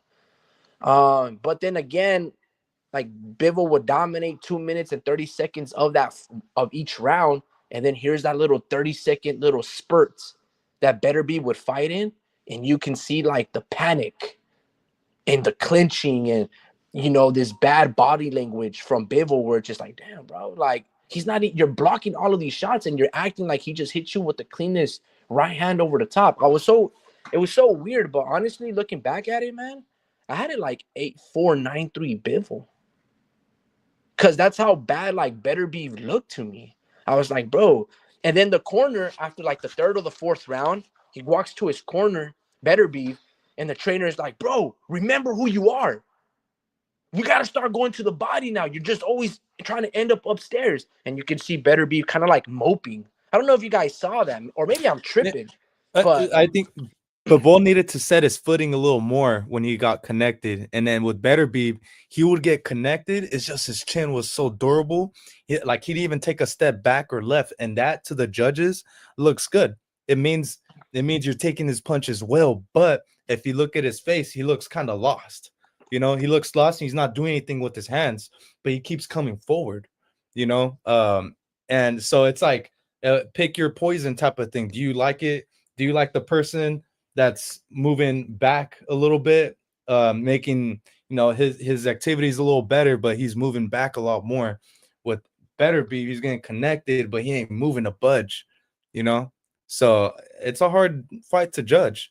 But initially, my mind wanted Bivol to win so bad, not even because of the money, just because of the style. I like I'm gonna go for the boxer first, in any fight, and I just felt like Bivol was just a superior fighter, and I was like, dude, like Bivol is doing good, and at the end of the fight, I'm like, he won that fight, and then I had to rewatch it, literally had to change my mind because I seen the copy stats and I seen how many times he was getting outlanded, and I was like, holy shit, what was I watching, and you have to rewatch it and be like, and pause it and be like, who won that exchange?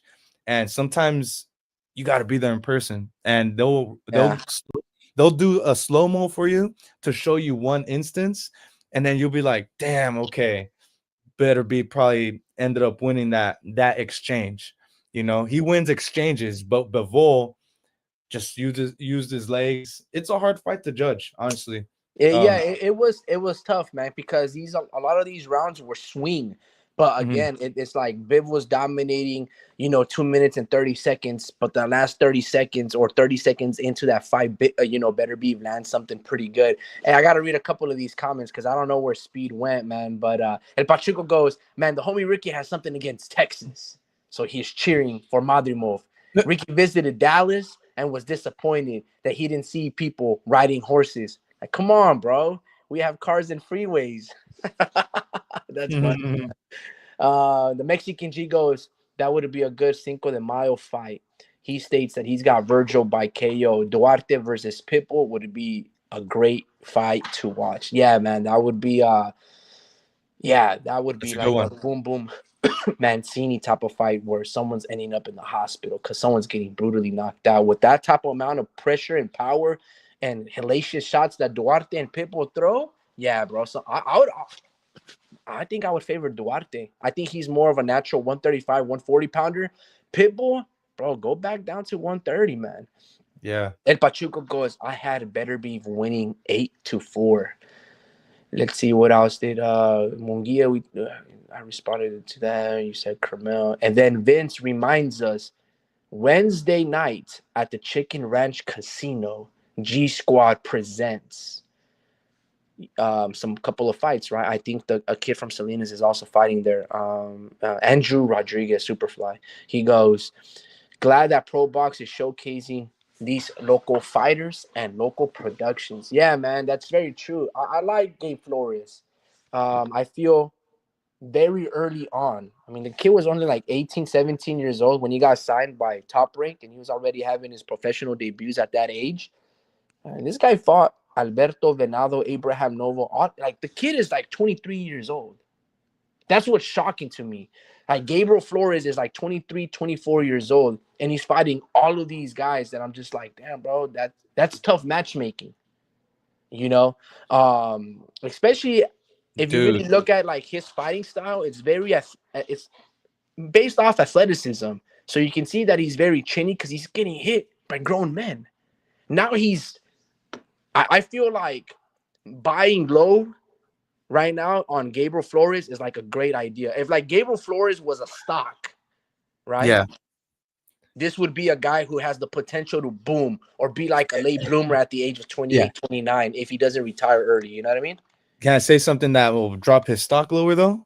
Talk to me. You, dude, it's some sad news, but you need to watch interviews on him. You need to listen to him talk. Wait, He's say that mumbling. again. Oh, he's mumbling? Yeah, Who yeah, is? yeah, Gabriel Who? Flores. yeah. He's got this. You could, dude, just watch.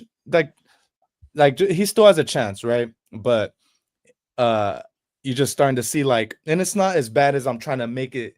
But if he continues to fight, it's like he's going in hard sparring or something. Because I don't see a lot of fights in his, like recently, since we seen him fight. But he's like mumbling, you know. So I don't know, man. I don't know, and it makes sense with But the is it chin. like a Devin Haney mumble or like Yeah, recent? yeah, because I realize, yeah, Devin Haney does have a mumble, but I feel like it's more of a speech thing with Flores. He's trying to pronounce some words, and it's like, dang, you hear it, and it's pretty bad, bro. Honestly, it's worse than Devin, I Yeah. think. So so look, just to wrap up real quick on a topic of conversation with Keyshawn Davis, right? And not to beat that horse again, but a report that I had read a couple of days ago was addressing the fact that Keyshawn Davis, like homie Ricky stated, or maybe it was Dream that stated that he only plans to be at 135 for two more fights, right? And again, just confirming that there likely won't be no unification at lightweight between him and Shakur Stevens. He said that he would be interested in fighting not only Gervonta Tank Davis, we know that one, but he also said that at 135 he would like to fight no other than Pitbull Cruz.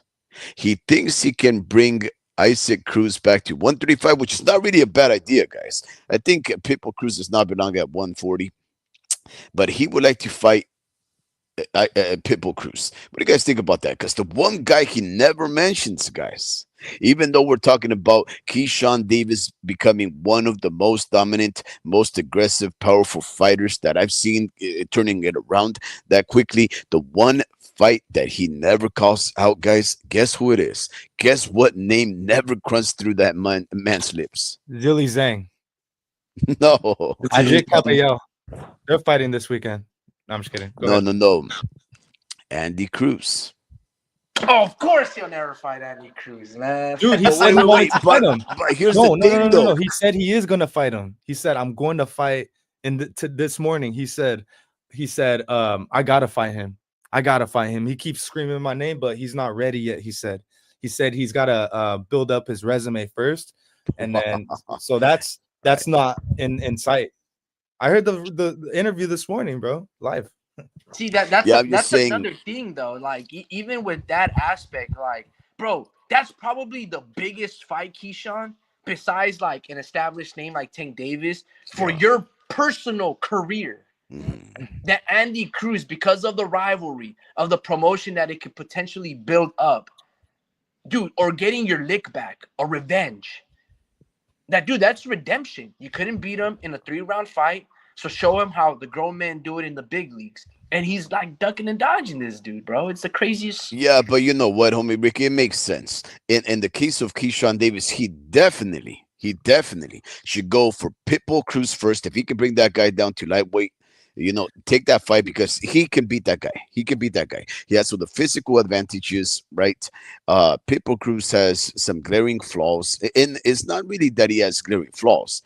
It's that his physical disadvantages don't allow him to perform better than he can, right? He's not going to have a great jab having those stumpy arms, right? Against this guy that obviously blows up to 154 with about 6, 7 inch arm reach on that guy. But he'll beat that guy and he'll make good money, right? And then, of course, if he could take Javante Tank Davis after that for a mega fight, and then he could go for the high risk, low reward fight for his personal gain against Andy Cruz. I do believe that it's not necessarily a duck for him to not fight Andy Cruz because Andy Cruz is not ranked high enough to get that shot.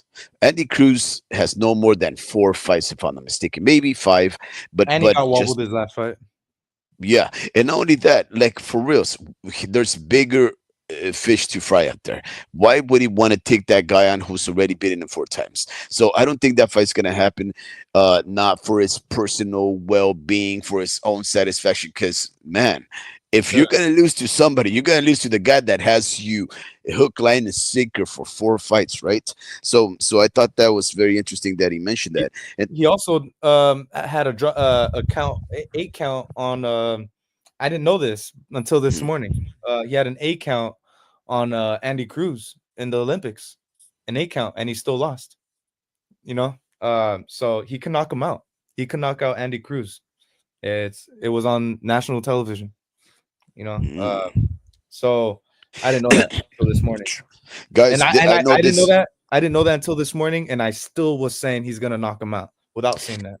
One of the things that I know that you guys were very excited about, guys, was about how Turkey Ali Sheik was willing to bring Teofimo Lopez and I believe it was Richardson Hitchens to the island of Alcatraz, the first death row prison in the middle of the ocean, right there off the wharf of San Francisco, shark You want me to? infested areas, and of course there's some bad news, right, Dream? Yeah, I can throw a pessimistic wrench to all those plans. Pessimistic, go for it. A pessimistic wrench. But And what is that? high surf advisory. For the It summer? I don't know. High surf advisories can happen all season round, no? Yeah, I reckon so. Yeah, it can happen all like in any of the seasons. So that's why when I had commented on the TBV, and I was like, dude, you like high surf advisory cancels all the boats in the bay, except for Fleet, you know. So it cancels all the ferry rides that you were planning on because of that one high surf advisory.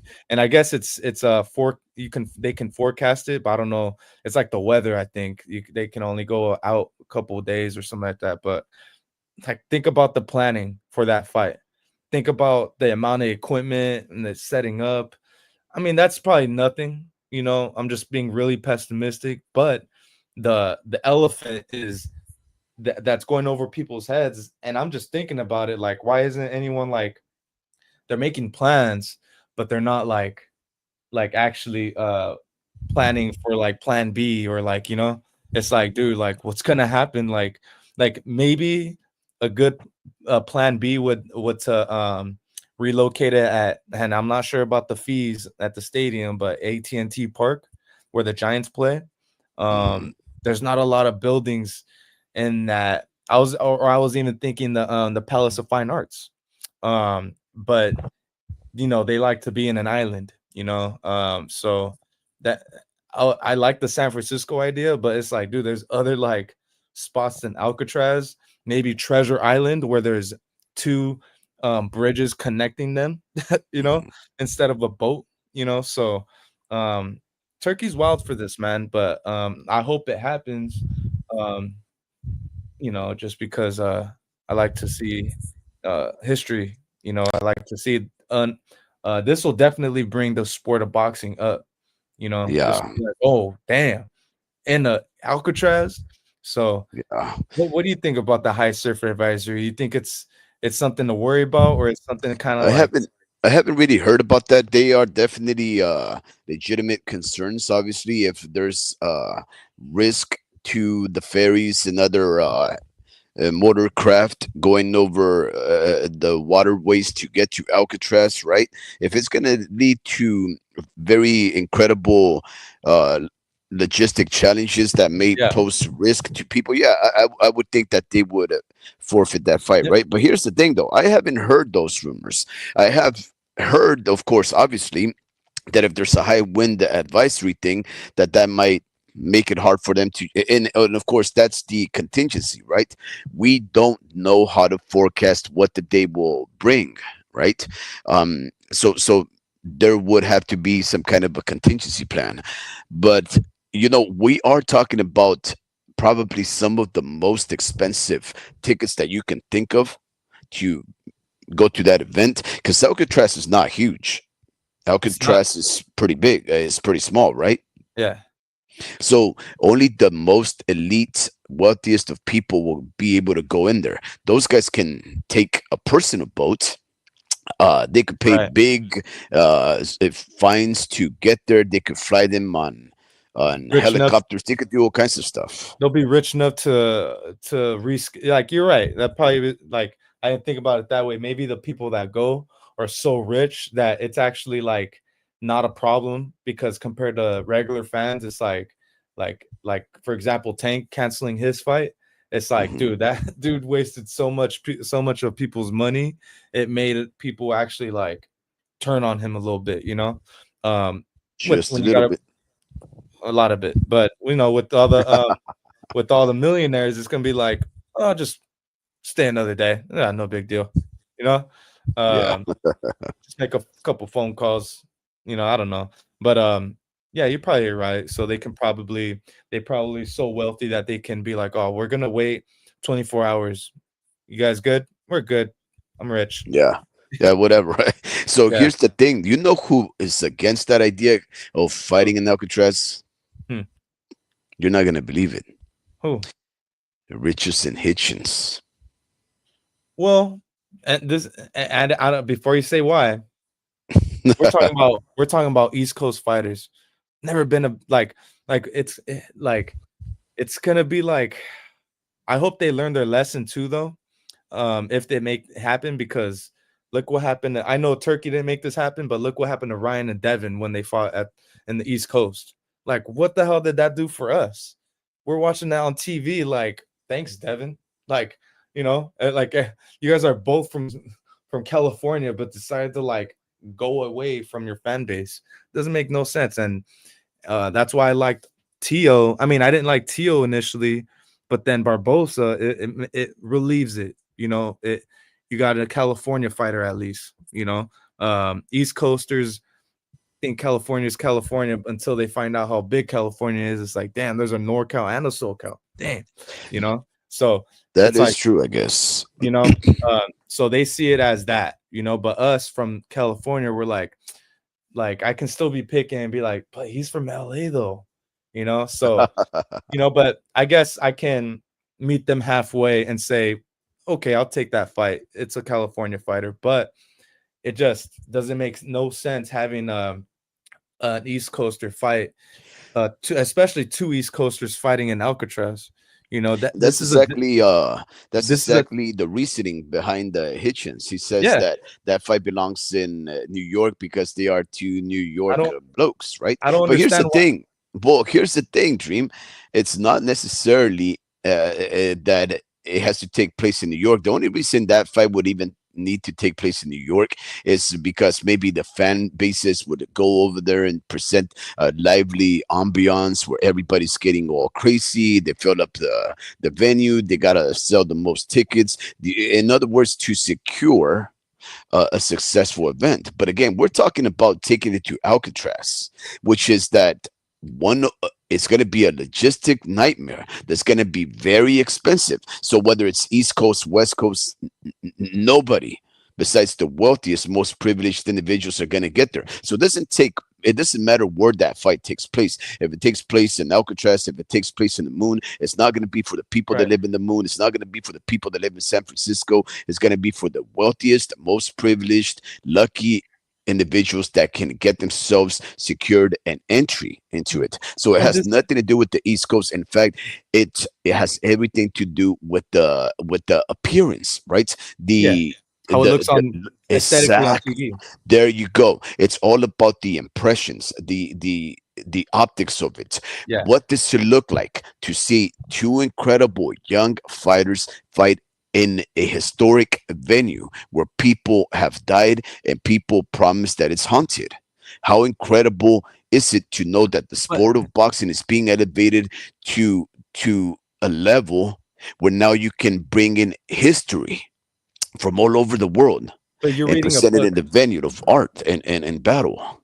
and but we're reading a book, right? And it has a picture of Alcatraz in the front, and it looks nice. But when you read the book, it's like these guys came from the East Coast. It's like we care about the whole story, you know. I do at least, you know. And I think New York has islands too. You can go fight at the. Why didn't they mention the Statue of Liberty, the Brooklyn Bridge? There's way more things. There's islands out there too, you know. Like go take over that island. You know, this isn't your turf. You know, like in a fan base's mind. But I like the aesthetic stuff.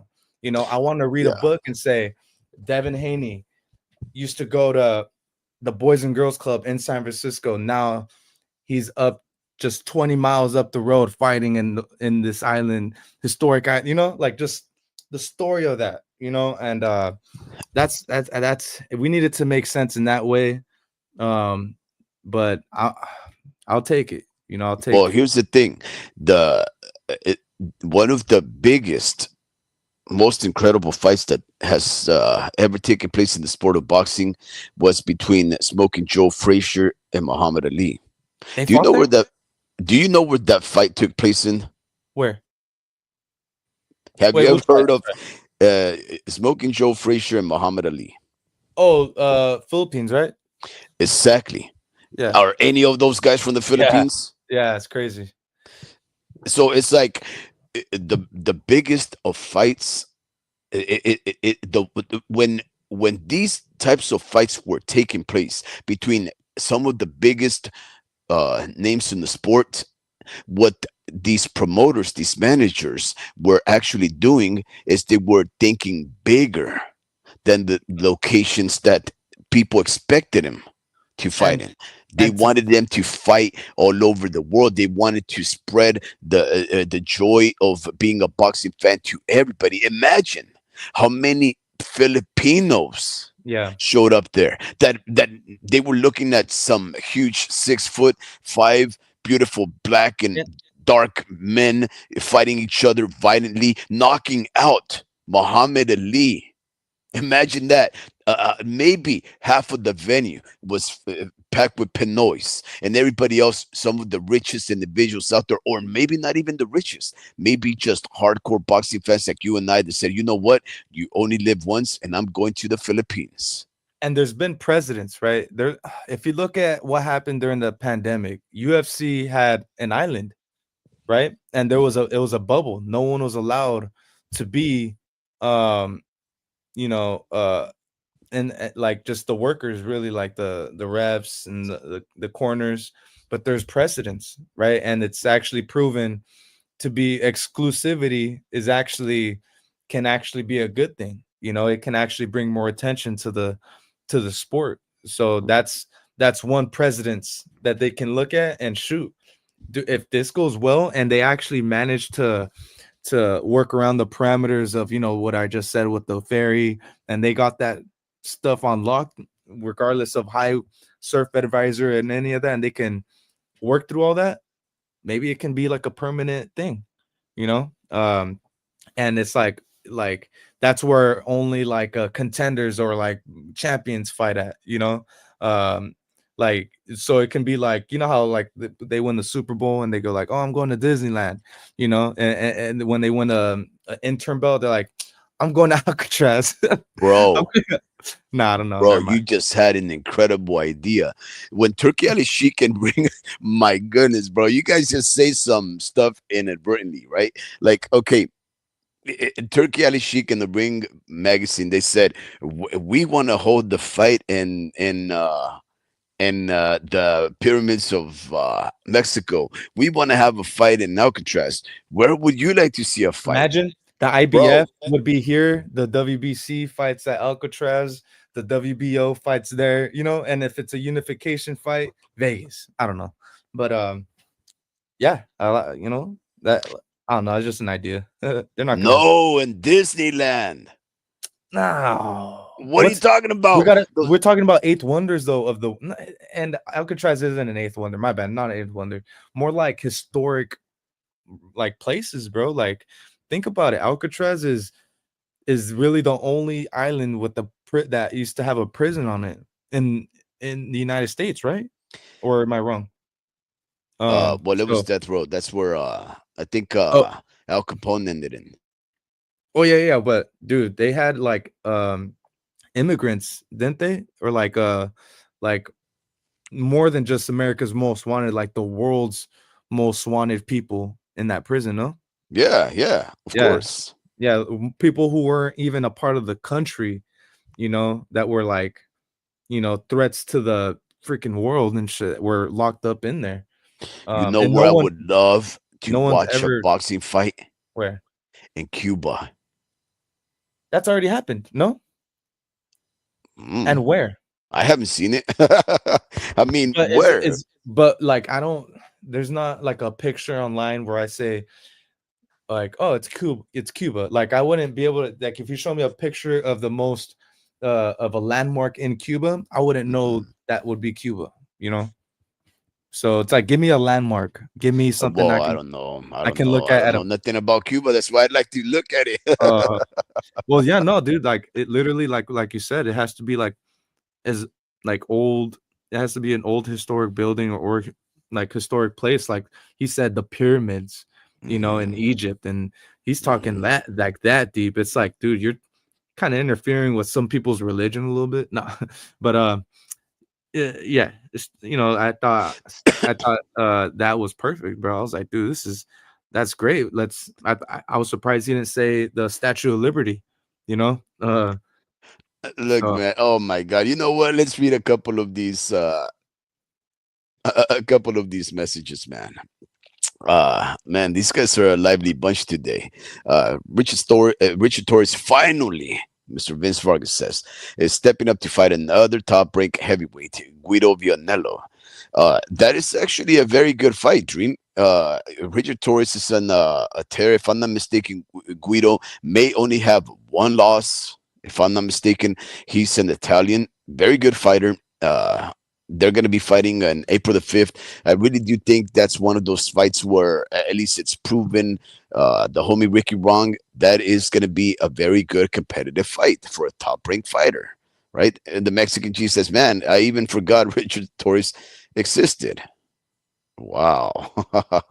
Yeah, I guess because he hasn't really done nothing, right?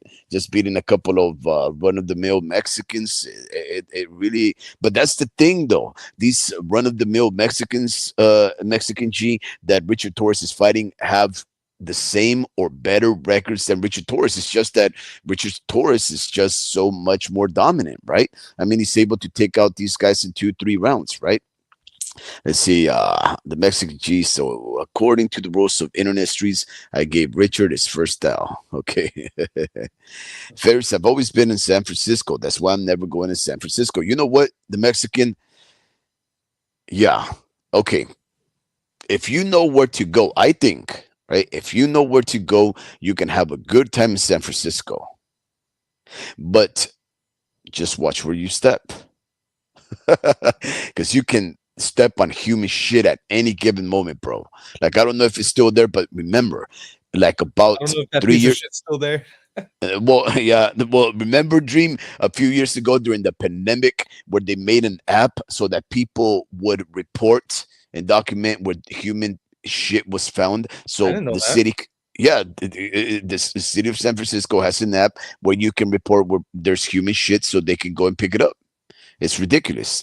Jeez. And in fact, one time, because one of my children has a medical condition that required her to go see specialists in San Francisco. And for all those that don't know, San Francisco as historic and as beautiful as it is, it can also have a very dirty side. They also do have some of the greatest experts in medicine around the world. So my daughter was born with certain things, and I would have to take her over there to the specialist. Well, we don't know the city of San Francisco like that. We just, put everything on a map. We just go straight to the hospital, and that was it. And this time we decided to venture off the beaten path, right? And we were gonna go to this mall where this big old Macy's is at, and so forth and so on. And there's like this small little step to go underneath one of I don't know, levels of this mall, right? And we were going down there because it's supposed to be an entrance. And we found it strange that nobody was going down there. And when we showed up over there, literally, man, the whole place was full of shit. And as you were walking, it smelled like piss and fecal matter. It was one of the stenchiest, disgusting things that it made you, just the smell made you want to vomit. It was disgusting, guys. And I failed to believe, I really refused to believe that San Francisco can be so despicable and nasty and dirty at times, because you just turn around and next thing you know, you see all these picturesque buildings made out of incredible masonry and architecture, and all of a sudden, right by the entryway, you have a horse-sized human crap right there laying. It was really disgusting, man. Really, really disgusting. But if you don't have nothing to go to San Francisco for, don't do it. But I hear that if you do know yourself around the city, you can have a heck of a time. Let's see what these guys have to say. Teofimo should fight in Rikers Island. Wow, that's true. That's more appropriate for an East Coast guy. Yeah, for reals, man. Yeah, you guys are geniuses. They can be in both corners as celebrities. Silent boy. Last time I was at Disneyland when my tío Berto got drunk and started a fight with Buzz Lightyear. He said D-U-M-B double A-S. D-U-M-B-A double S. He's a dumbass. Wow. It was very embarrassing. He got arrested and we all had to leave. Well, I hope that your Tio Berto has changed his ways and is no longer as feisty and drunk, because, man, fighting. But who won, though? Who won? That's what I want to know. Who won? Was it Buzz Lightyear or was it your Tio? Hey, Dream. So I wanted to ask you a couple of things, right? Just real quick, right off the bat, right? Did you see any of the UK fights in the undercard of Catterall versus? Actually, you know what? Let's go to something else, because I know that you listen to the Boxing Voice. Do you know anything about Jared Anderson leaving Top Rank? He left Top Rank? No, no, no, no. There was some corrections, so I'm not too sure if you were there, right? Really, I Top think Rank? okay, Xander Sayas, right? I think it was during the Xander Sayas fight. Tim Bradley accidentally said basically like something to the effect of like that he wishes Jared Anderson well, and so forth and so on. Now that his contract is over, right? It was like 30 minutes later when all of a sudden he says, guys, I have to apologize. I wanted to clear something up. This was not Jared Anderson's last fight for Top Rank. Goes, I want to apologize to Top Rank and for Jared Anderson for having said that. Right? So everybody thought it was a Freudian slip. I thought it was a Freudian slip, right? Now, you know that Jared Anderson fought Martin Bakoli at the Turkey Ali Sheik fight in Los Angeles about 6 months ago, 8 months ago. He got knocked out. He got stopped and everything. And Mr. Bob Arum was so upset at Jared Anderson for having taken a fight. He said, "You're not ready." Jared Anderson says, "I'm here for a good time, not a long time. I'm gonna get that pay. He went over there, he got defeated, right? So Mr. Bob Barron was upset at him. Everybody heard about it. Mr. Bob Barron was talking about, man, I told him he wasn't ready. I never sanctioned it. I was very displeased with Jared for having gone over there. And Jared was like, whatever, bro. I have to make that money, right? Now, I'm not too sure if you know this, but he was basically the second fight in the undercard. I don't even think he got into the main event. He was barely attended to. Nobody seen that fight, right? He fought some no name, and the no name actually like gave him a very good last few rounds where it seemed like Jared Anderson could go down. I saw a couple of very good hooks land on Jared Anderson that seemed to have exposed him as another chinny fighter once again, right? Like he could get dropped at any given moment. Now, of course, lo and behold, Jared Anderson survives. He wins that fight. And then an hour later, so Timothy Bradley is apologizing for having stated that that was Jared Anderson's last fight for Top Rank and that they were parting ways. He apologized to it. Now, the next day over, the manager for Jared Anderson and him, with their tweeting back or Xing or whatever you call it, and one guy is saying, "Yo, man, you have to really dedicate yourself to the sport." And Jared Anderson starts laughing at him, like, "Look at this guy, what a clown, right?" And the dude's like, "Bro, like, we really believe in you. You could be a champion, but you're not taking yourself seriously, right?" Um, and and my question to you: how do you come up with the lie like that? How does somebody like Tim Bradley, who's obviously close to all the black fighters, who's obviously close to Mr. Bob Barum, why would why would Timothy Bradley be under the impression that that was Martin Bocody's last fight dream? Um, well, I think it's because it had to do with something that like they're just they kind of did him dirty, I heard. Martin Bacoli. Mhm. Just because they're like they know that he's a threat, you know. That's what I heard, at least. I heard that that it's like more of a retaliation thing against like the promoters. Mhm. Um and like he hasn't fought yet, and he's the one that beat Jared Anderson. So it's like someone's trying to protect their investment, you know, and it's pretty obvious that, you know, a lot of people are ducking Martin Bacoli. Um and yeah, just because he beat the dude, pretty much beat the best American heavyweight that we got. Unless Wow. you know, unless someone comes up from the ashes, unless I'm forgetting about somebody, uh, we don't have a lot of heavyweights, man. That's like a No, foreigner. that's him. It was Jared Anderson, the next guy. Yeah, So you say that they're blackballing Martin yeah, they're Boccoli blackball. because he beat. Wow. Yeah, they're yeah, and they're ducking him, bro. It's a straight duck. He's I think he was supposed to fight. God, man, he was supposed to fight somebody, and that dude pulled out. I think it might have been Zhang or somebody Mhm. else. I forget who. Which for me, I wanted that fight so bad.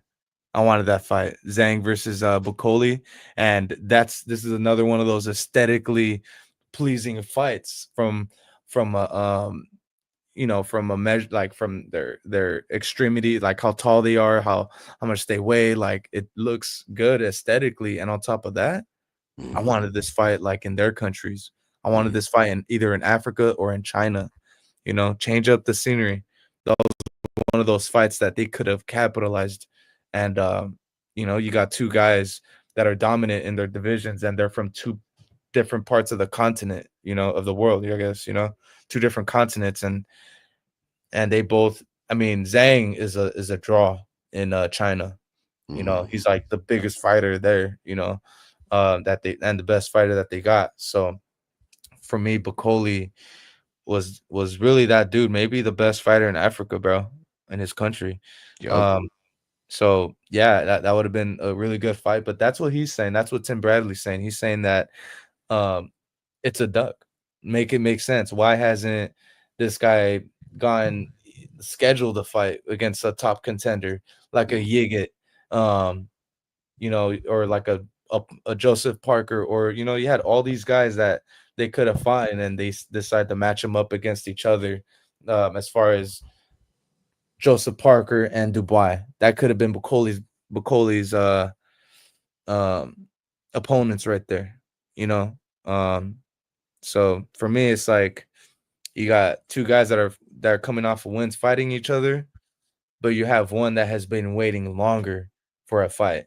You know, Yeah. Dubai is just he's getting opportunity after an opportunity, and you see who's moving him. It's what's his name? Frank Warren. Frank You know? Warren.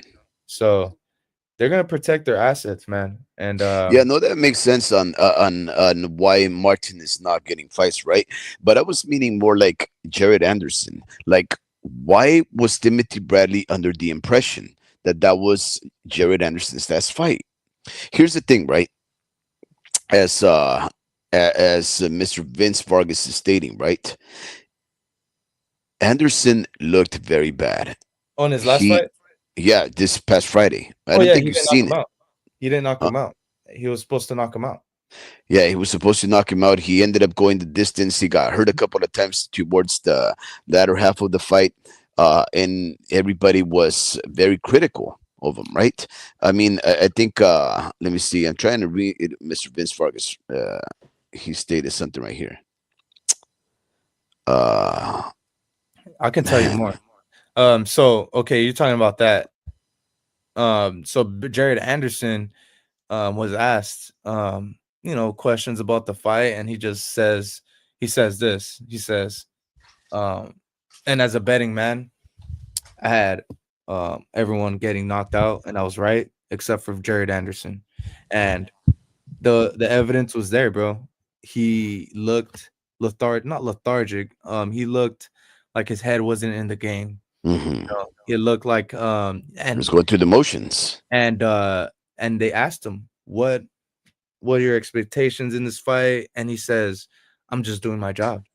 And out of all the press conferences he had, I mean, he does say how grueling it is, and how much he's really doesn't have too much love for it. Like, he said that before, you Yeah, know but he also manages to get knockouts while he's saying that. But now he's talking, he's being more pessimistic about his, not pessimistic, that's not the right word, but he's being more just thrown with the punches in his career now, compared to like actually trying to get somewhere now.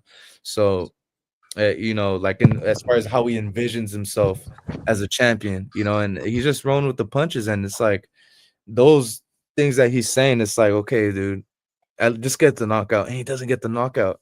And on top of that, when he weighs in, he looks not like himself. Like his body just and heavyweights aren't ripped.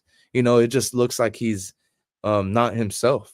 He looks like his stomach's a little bigger, um arms a little skinnier, and it's like, man, what's going on, man? So well, to tell you the yeah, and it's like, did you break out right now?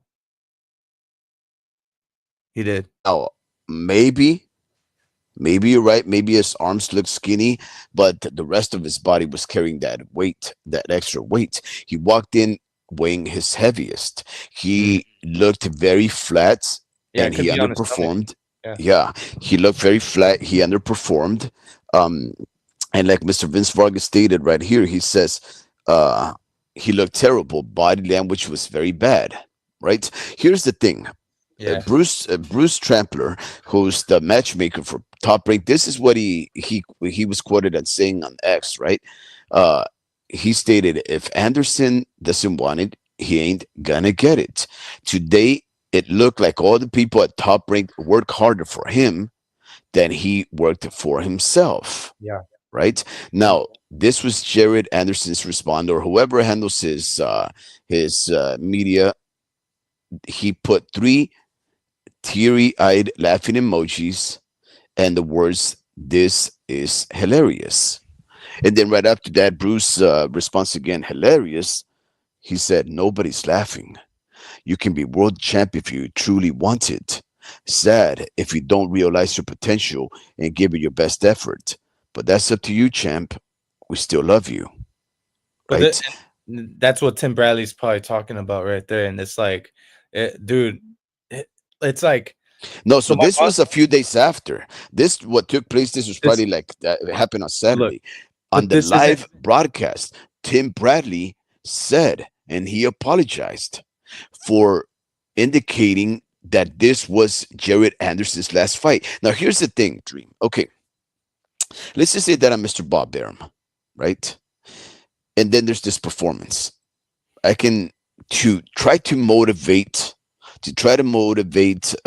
Jared. I could be like a just mention that this is his last fight, just to like get Anderson to start thinking, oh crap, my career may be over, man. All of a sudden, like what's gonna happen with me, so that he can get like maybe more of a fire burning for himself. He could use that to motivate, or maybe some rumors were going on that Mr. Tim Brady heard, where maybe he might have overheard Bruce Trampler and maybe Mr. Bob Arum talking about, we're done with this guy, or maybe he heard Jared Anderson mentioned it to him. He's like, man, you know what? I'm done. I'm done. Remember, this guy is famous for having said that he wants to retire from the sport of boxing at 25. He says he's just here for the money. He doesn't care for the belts, and he wanted to retire at 25. In fact, if I'm not mistaken, he is already 25 or maybe just turned 26 years of age. He is fighting like he really wants to walk out in the sport. Now, again, I ask you, do you think Jared Anderson may have confessed to somebody that he's no longer going to fight for Top Rank? Or because obviously he's not getting paid the money that Turki Sheik is getting him? Or maybe Top Rank and Bob Arum are tired of him, and maybe they just, here is Tim Bradley dry snitching. Yeah, I think they're just expecting certain results, bro. They want to see a knockout. They want to see this guy uh just do what he's supposed to do, Mhm. and get him out of there. And it's like this, bro. With my job, we have this group chat. My boss literally told me, I need to see you more involved in the group chat. Just pop in, just say good morning, guys, or and you can even like the message. He told me that, and I was like, I guess, and it's like this is like an office job. They just want you to, they just want you to cooperate and be a good employee. Until we see a domino fall and we can see a perfect opportunity for you to take. You know, Mhm. um, and I think that's just what it is. It's like let's just get you some work until we get this we're trying to get this big contract signed, and we're gonna get this whole flood of jobs. You just got to be patient. You got to let dominoes fall. Instead, he wants to knock that domino down himself and say, "Give me my opportunity." And it's like you got to do that by knocking them out. You know, Mhm. if you knock them out like you're angry, it's like, dude, you're in more control than you think. And he's just a mindset away, and it's probably hard with the amount of money, man, um, that he's getting paid. I don't know the specifics, but if you got Teal complaining about money and he's getting all these belts, man, I wonder how the rest of them are doing, or Jared. So for me, it's hard. If I would have put myself in his shoes, it would be hard to look at and hear about how much these fighters are getting paid with Turkey. It's like, dude, I don't care about how hard the fight is. Just let me fight uh twice a year, and let me just focus on my craft.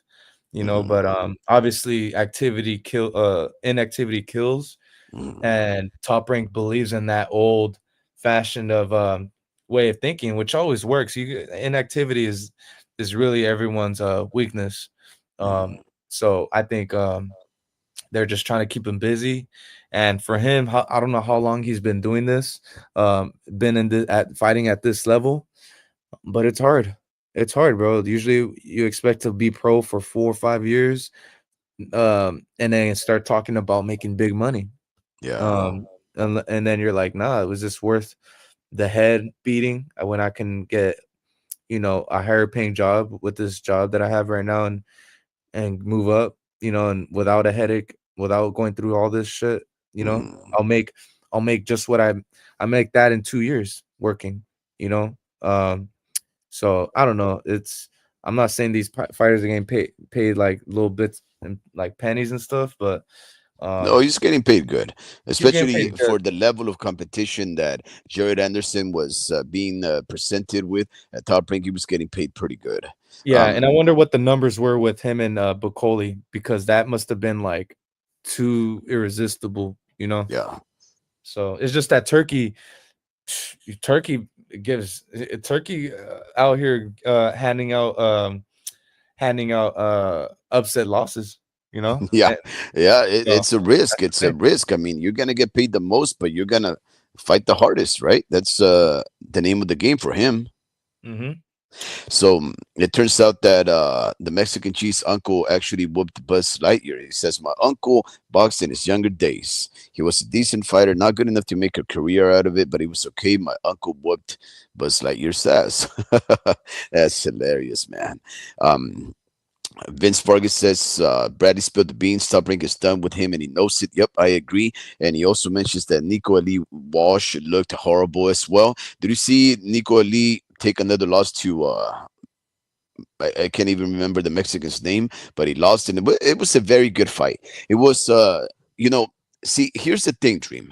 When we think about fighters that are being promoted by these sanctioning bodies, right, by these promotions, like especially Top Rank, we expect all of those guys to be like, excellent fighters. They're going to be technical masters. They have the best jab, the best power, and everything. And we sometimes forget that a lot of the time, some of these fighters are just gonna get name recognition, like Nico Ali Walsh, the grandson of Muhammad Ali, of course. Some guys are just gonna get opportunities to be promoted because they're good-looking fighters. Maybe they're good at certain weight divisions, or maybe they come with a certain fan base, right? But in the case of like Nico Ali Walsh, we don't have to expect these guys to look excellent as long as they put up a very good fight. He looked flawed, he looked sloppy. He looked like he could get hurt. But I thought it was a very good fight, right? We know that Nico Lee Walsh is not the next terrorizer. He's not going to be the next big thing. But in my opinion, it's okay. As long as they put up good fights, win or lose, I'm content with that, right? Um, but yeah, I think the one thing that we can draw from those top rank fights, Dream, is that they're having these fighters that they want to present to us as superstars with easy fights, and sometimes they underperform. Man, it's I don't know, whatever. Here's another very interesting thing. This is where I think the career of Jared Anderson is going. Dream. Remember Kid Kansas when he lost to that unknown Argentinian, Say it again. Alan Garcia, Kid Kansas. Oh yeah. What about? Yeah, so remember he was in the terror, right? He was fighting this Argentinian, if I'm not mistaken, his name was Ricardo Fernandez, a fighter that had a 15 win, 13 loss record. Ricardo Fernandez, if I'm not mistaken, he doesn't even have a lot of power. I think yeah, look at them. 17 wins, 14 losses to Ricardo Fernandez, only 3 knockouts. And Ricardo Fernandez was losing every single round, every single minute, every single second of the whole fight until Ricardo Fernandez all of a sudden threw an incredible lucky punch, right? Right at the moment when Kid Kansas, Alan Garcia, decided to get a little flashy and turn southpaw. For literally like 10 seconds, he turned southpaw, and that's when the other guy went at him, hit him with that punch, knocked him out. Now, Tom Brink has not officially released Kid Kansas, but they did let him go in order for him to fight a pickup fight, right? They said, look, if you fight with us, we're going to set you up with another fight that might, you know, get you another loss, right? So we're gonna free you right now in order for you to get a couple of warm-up fights and come back to further along your career with us. He is fighting a fighter named Sebastian Gabriel Chavez. who's an upside down fighter dream. 6 wins, 9 losses, zero draws. Can you believe You that? said upside down fighting. It's just Yeah, six he said, nine. yeah, 6-9, bro. Six Uh, wins, 9 losses. Kid Kansas just lost, and his loss has taught him so much that he figures he's not ready. Top Rank lets him go in order for him to take on a fight. His fight was supposed to be in Kansas, by the way, on the 1st of February, but it fell through. So now he's coming over there to, I think, Shumash Casino, which is by Indio, to fight here in California on the 28th. So that's how traumatic these losses are. Sometimes they need, these fighters to pick me up, and I think that's the thing about these fighters, Stream.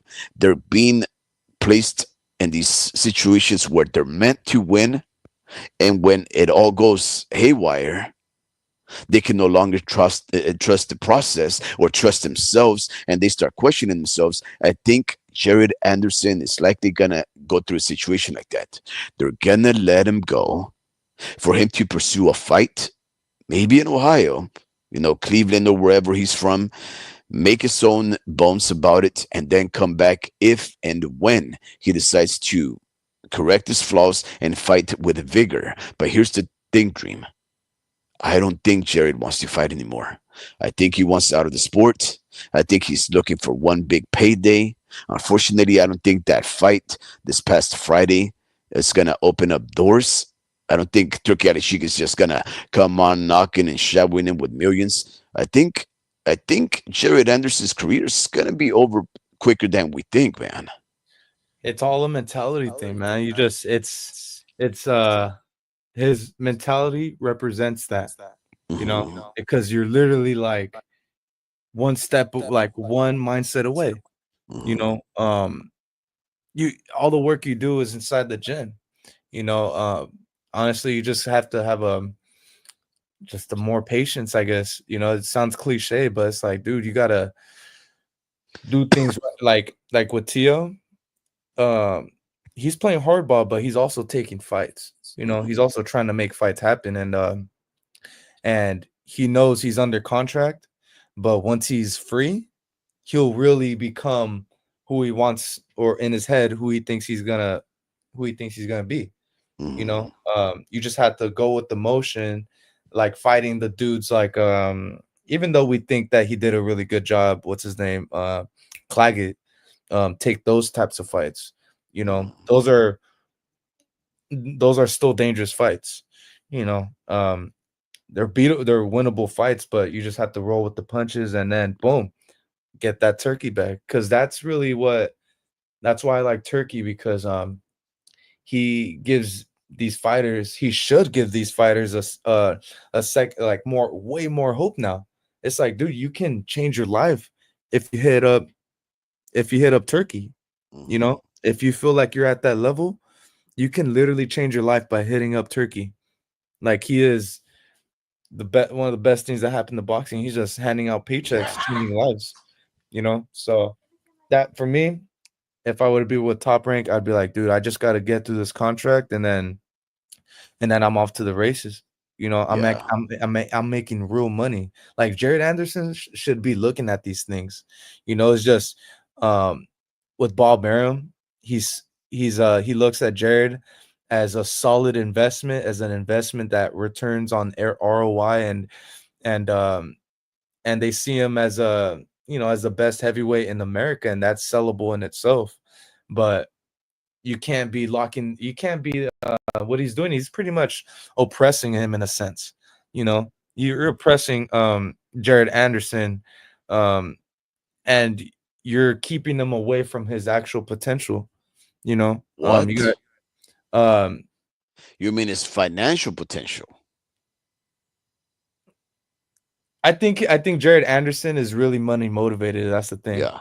Yeah. And I've seen versions of him that I'm like, dude, this guy will give Tyson Fury some problems, and um I think he's really high, like, money motivated, bro. So I think you get fighters like that. And Bob Arum, is just trying to play his cards right. He's just trying to match him up, and honestly, I don't know what direction he's trying to pull him, and get him to, um, because this man's been with you for I don't know previous like prior to the pandemic even happening, right? He's been with Top Rank for like over 5 years. Mhm. So it's like, when is this man gonna start to become like the best in the world or consider the best in the world? And he has to fight dudes like Martin Bacoli. He has to, and he has to go through those losses, you know. But yeah, those types of things. It's like, dude, I hope Jared learns from this, and because I really do think it broke down his mentality. Um, it's like, now you know what it takes, because Martin Bacoli, he's a top 5 heavyweight. I think he's super underrated. Mhm. I think he's one of very few fighters, one of maybe 2, 3 fighters that can beat Big Bang Zhang. Um, What? yeah, I think Jared Anderson. no, Martin Bacoli. Oh yeah, yeah, yeah, yeah, yeah. Oh Yeah, yeah, yeah. I think Martin Bacoli has hand speed, and he has size. He has Mhm. hand speed, and he can actually beat. I think I can see him beating Usyk because of that hand speed. Mhm. Um, I can see him, so I can see him beating damn near everybody, bro.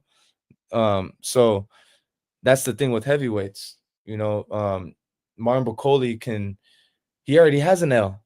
He lost to Michael Hunter, you know, and this man is still. Michael Hunter was supposed to be the other great American prospect. Yes, and he beat What Martin happened with Bacol. him? So I don't know what happened to him exactly, but I do know in that fight, Martin Bacoli was cut, and that pretty much he took advantage of that.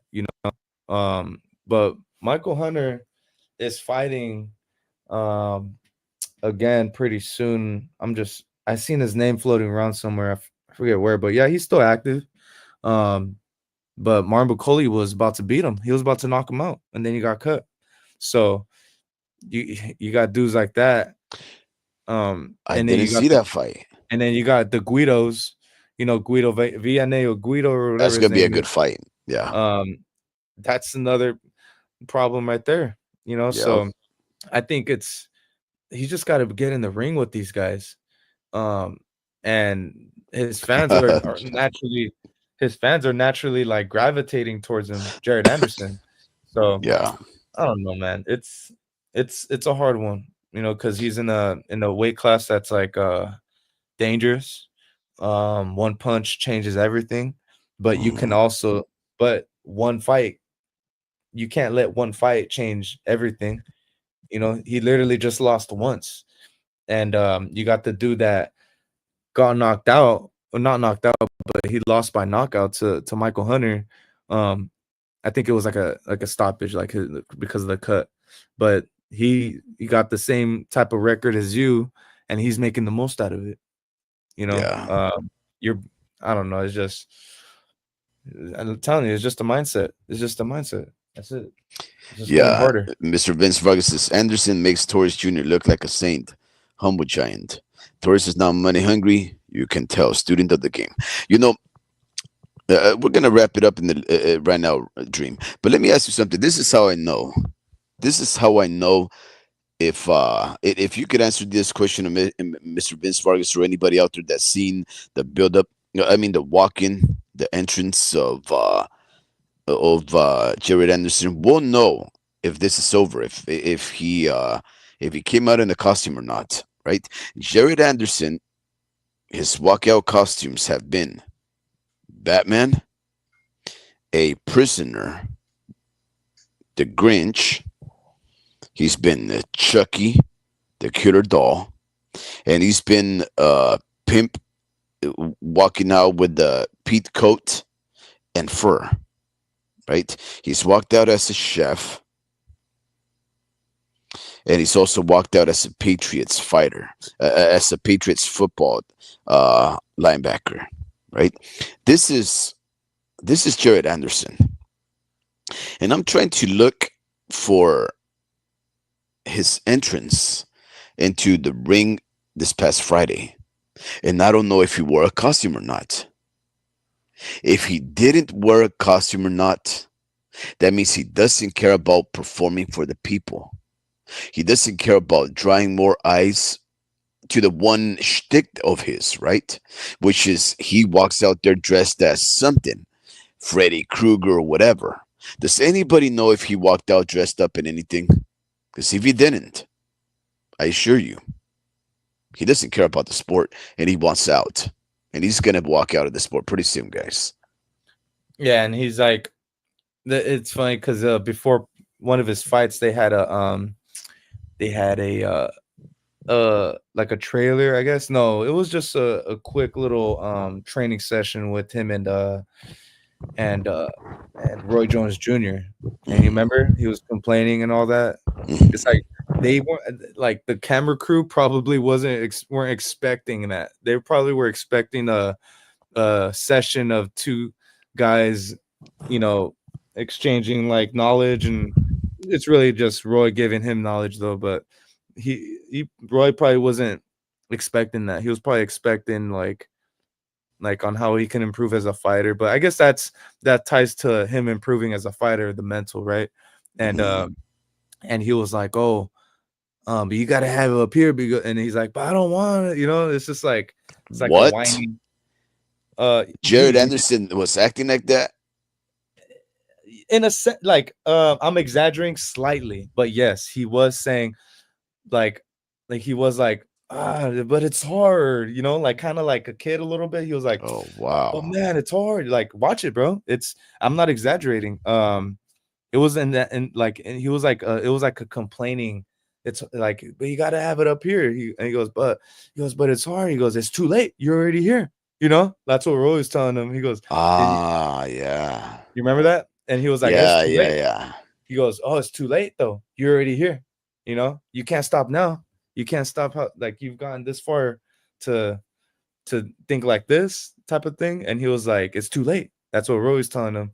And just to seeing his face, he was like, okay, like I will, like I don't know. So to me, I didn't look at it that deeply, but now it's showing. It's like, damn, man, like I thought Roy would have gotten your juices flowing, man. If I would have had a conversation with Roy, if I would have had Roy's number, oh man, I'd be going hard. I'd be thinking about how proud I want to make him, and along with the people that I grew up with, but like if that don't get you motivated, I don't know what will. Yeah. Yeah, that's true. And here's the thing, though, right? We know that Jared Anderson, for whatever reason or another, the millions, the attention, the travel around the world, the recognition of people, none Just of don't that like seemed to entice him. He still gets involved in high speed chases. Mhm. He gets caught with guns. He drives around drinking and drinking and driving. Uh, he's that guy. He's the And guy who is okay with getting all these second chances from the law and the justice system. He doesn't seem to learn, and the only escape, the only thing that can promise him wealth and richness and fame is boxing, and it doesn't seem like he wants to take that serious, man. It's very embarrassing, very disappointing to say the least, right? The whole of Top Rank, and I'm sure that a lot of American boxing fans that wanted an American heavyweight to dominate or at least bring a belt, I bet a lot of people are disappointed, right? It must be very embarrassing, or maybe it must be a lot of pressure dream that we don't even imagine. Being somebody as young as Jared Anderson, just wanted to hit some chicks, get some booty, drink a couple of good, IPAs, and they call it a day. He's probably like, man, the or weight maybe of they the forced world. him, to go to the gym all these years, and then he's like Yeah. finally an adult, and he's like, I don't want to do this anymore, But Wow. Yeah. you know, Wow. so that could be a part Yeah. of like maybe that's the backstory. It's like your parents are forcing you. It's like this is what you get. That's the only thing I could think of though. is having parents that force you to do this because they see that you're good, and there ain't nothing wrong with that. If I seen my kid was good at something, I'd be like, "Come on, I don't I care. You're doing it, huh? yeah, I'd be like, I'm forcing you until you're an adult, and you can tell me no, you know." But um, And I then I don't know. kick you out the house. And then I kick you out the house, you know. So it's like one of those things. Maybe it's like that. You never know, man. But Yeah. that's why, like you said, that none of this is enticing him. Like, dude, this it's for the our boxing gym. It's fight week. All the kids are hyped, and Yeah. they're talking about food. They're like, you know, and they're like, oh, like you gotta I gotta eat this, but and you could tell like they're getting hyped about the fight, you know, and they're like, man, what are you gonna about where we doing this? And it's like these kids ain't even getting paid nothing, you know, Yeah. and makes me want to go to the gym more just hearing how excited they are, and I'm like, hey, I want to see how hard you guys go these next couple days, you know, like um so mm, it's like you gotta remind yourself how fun it was when you first started, you know. So I don't know. It's a mindset. Actually, yeah, actually, good for reminding us in case anybody's out there, right? Nearby the city of Salinas, California, or around its radius. Welcome to the Rock Boxing Gym this weekend. There's going to be amateur fights. Maybe about 25, 30 fights. A few of them fall through the cracks here and there. But this is your formal invitation to the Rock Boxing Gym in the Salinas, California region. Come How on much? down from up north out south. It don't matter to us. If you want to smoke or you want some entertainment, the doors are open. How much are the tickets I don't even know anymore. Inflation, who knows? Maybe 25, 30 bucks. at Rock? Every year it's been going up, man. I mean, it's just a reality. Everybody excuses it as inflation, and I'm thinking to myself, well, how did things get so pricey for a boxing gym? It's not like, it costs more for material goods, right? It's not like you're building steel that you have to, pay people more money to go on top of the mountains to dig out the ore to But I trust it. smelt it.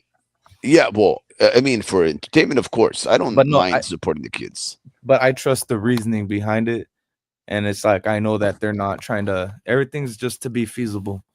You know, it's just to make this happen, and Coach Danny can't do this. Every single he can't pay out of pocket. You know, we got to help out. You know, Yeah. so Oh yeah. No. No. No. Look, I'm not permitting. trying to. I'm You not got to trying think to about complain permitting about too. the prices at all. I assure you, if you look on your everyday life, you spend 30 bucks on stupider stuff than going out to supporting the youth, enjoying some good music, good food, good entertainment. I assure you that $30 for about 5 hours of fights, yeah, that's $6 an hour, guys. You can waste $6 on some McDonald's fries and Not a lot of cheap things. coffee. Not a- Exactly, $6 is like a gallon of milk, and then you gotta be like, well, yeah, that's 5 gallons of milk, buddy. No, nobody drinks that kind of milk, or maybe you do. I don't, I don't know. Dream, you know what? We actually saved this show. We were about to ruin the show earlier on by just hopping onto the big crescendo fight, and we would have talked about the fights this weekend without even addressing this past weekend's fights. I think we actually saved ourselves for another show, right? Because we didn't even talk about who's going to win the fights this coming Saturday. So I think we have yeah. another day to talk about these things. So when do you want to get together to do that? Doesn't matter, dude. Around the same time, you know. Let's do it a bit earlier. Well, cause I want to hit the gym, but I could hit the gym for like an hour. But yeah, we could do it at 7, Sure. or trying to go earlier. No, no, no. 7 is fine. Let's do it on Thursday because are you gonna have? You're not gonna have a I could fight, do right? No, I can do it earlier on Thursday. Yeah, let's do it on 7 at 7 then.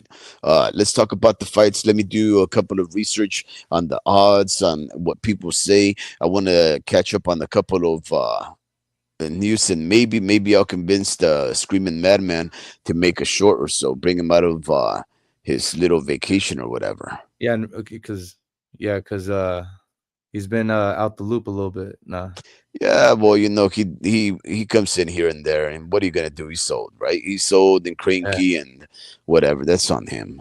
that cranky fuck. No, I'm just kidding. But now I was gonna say that's why Rick left because he wanted to talk about that. You know, he Want to talk wants to about talk. what? He wants to talk about the crescendo card. Yeah. Oh, yeah. Well, that's good because he logs off at 10 because I think that's when he wraps up his job. But yeah, what $30 for a dozen of eggs? Is that true, Dream? Yeah, something like that. It's like 20. I don't Oh know. my God. But guess what? I What? hate eggs. I hate eggs. I don't eat eggs. What? Huh? Well, Huh? yeah. What you mean eggs? You don't what? What do you, like? So what do you Um, do for breakfast? I'm vegetarian. No, I'm just kidding. What's it called? Anything honestly, like chicken and actually I do eat chorizo, but that's it. Mm. That's it. Wait, Um, chorizo with eggs? yeah, yeah, That's probably one of the most expensive things that I can think of. yeah. I know it's super unhealthy, but I like the most. I like the most unhealthy things. Like my brain is wired to like things that can kill me the Oh fastest. my God. You know? Man, that's ridiculous, bro. So wait, so what about chile rellenos? You know, like the ones that are like I they don't like whip those. the eggs huh? I don't like chile rellenos. Hell no. Not hell no. Um, What the the heck thing is is this, going on, man? but this is the variable though. I Uh like spicy shit. I uh-huh. like spicy shit. You can spice it out for me, and I'll be like, "This is good," you know. But it's all about the texture. It's the texture that messes me up. With eggs, it's like that's why I don't like eggs. Like just like we just made eggs like that, or I don't like menudo. It's the texture. Like the fat texture. Like I don't like anything slobby or Are you like autistic, bro? no. What do you mean? Well, I know that autistic people have certain like predilections to certain textures and repellence against certain textures. Nah, dude, Like because I've always just as a kid, bro, like they served me eggs, and I remember I was just like trying to eat it, and just almost like I'd be like wanting to throw up. Yeah, Oh my God, man. I did not know that, bro. Like, yeah, I don't like it. I don't like that. I don't like how it feels what like. about Bailut? Oh, that's that Filipino. Nah, dude, The little nothing. Filipino duck eggs Nah, with the little baby in there. nah, dude. I don't like nothing like What? that. But I like chorizo though, Yeah, and yeah, chorizo's good. But chorizo with egg. yeah, yeah, So not just chorizo. yeah. I don't. I've never eaten it by itself. No. What? What about tacos? My mom don't make like chorizo tacos. Like she don't. I guess Dude, it's like, I'm gonna invite you to eat some tacos of chorizo in the seaside, man. They have this place. No, man. dude. Man. I've only like in my head. I just thought they existed with eggs, chorizo. Yeah, I'm What? being serious. Oh my But I God, have seen bro. it. I've seen ground meat in it sometimes, and but to me it's like, oh, that's chorizo, like chunks of chorizo. But So there's two types of chorizo, right? There's the because chorizo just means sausage. Well, sausage is salchicha, but chorizo is just like I don't know, spicy paprika and what is it, tarragon or chiote, whatever it is, right? It's just seasoned with all kinds of things, right? But the type of chorizo that you use for breakfast meals, which is very oily and very finely grained, that's not even chorizo. Chorizo is like very chunky, very meaty, and you make tacos and you can I guess mince it very fine. But if you're gonna make a tacos, you chop it up, a little bigger so you can have a good bite. That's different, man. I don't think anybody would put that eggs on it because it's so delicious by itself and it's so chunky that I don't think eggs will really dent it much, right? When you think about breakfast chorizo, you're using chorizo that's more oily in order to just give the eggs taste, not because you're gonna get much chorizo out of it. No, man, you have to go to a Mexican joint, maybe on the east side, ask for some tacos of chorizo, and I assure you, it's not gonna be chorizo with eggs, bro. It's gonna be like other stuff. They'll put the little, cilantro with the onion, the jalapeno, and the pickled carrots. Yeah, just try it, bro. You'll be all right. Nah. He said, "Nah." All right. Well, you know what? Look, we'll do this. We'll talk on Thursday, unless you guys are not available. No, yeah, it'll be on Thursday around 7 o'clock. We'll leave it a bit earlier. We'll talk about more stuff. I'll catch up on more things. Hopefully, I'll be able to upload some uh, shorts. I mean, God knows we have the work. It's just that, man, it's just been busy. I've been doing the mountain biking, doing a baseball with my son, helping Rick back on his El Camino. We've been doing all kinds of stuff these past few weeks. And it's just, and then boxing on Friday, boxing on Saturday, MMA on Sunday. Everything's just like so ridiculous, bro. No, I But said because you watch MMA, but it's all good. whoa, I watch wrestling and I watch Misfits boxing. What's wrong with that? MMA. I'm gonna watch MMA. But I won't pay for Mama? that stuff though, man. Mama? Mama. Mama, Yeah, come on. I'm just Mama. fucking Oh, I get it. Mama. MMA, right? you wanna watch Mama? Bro, man. All right. Well, All right, later. so we'll leave it at that. Ladies and gentlemen, it's been fun.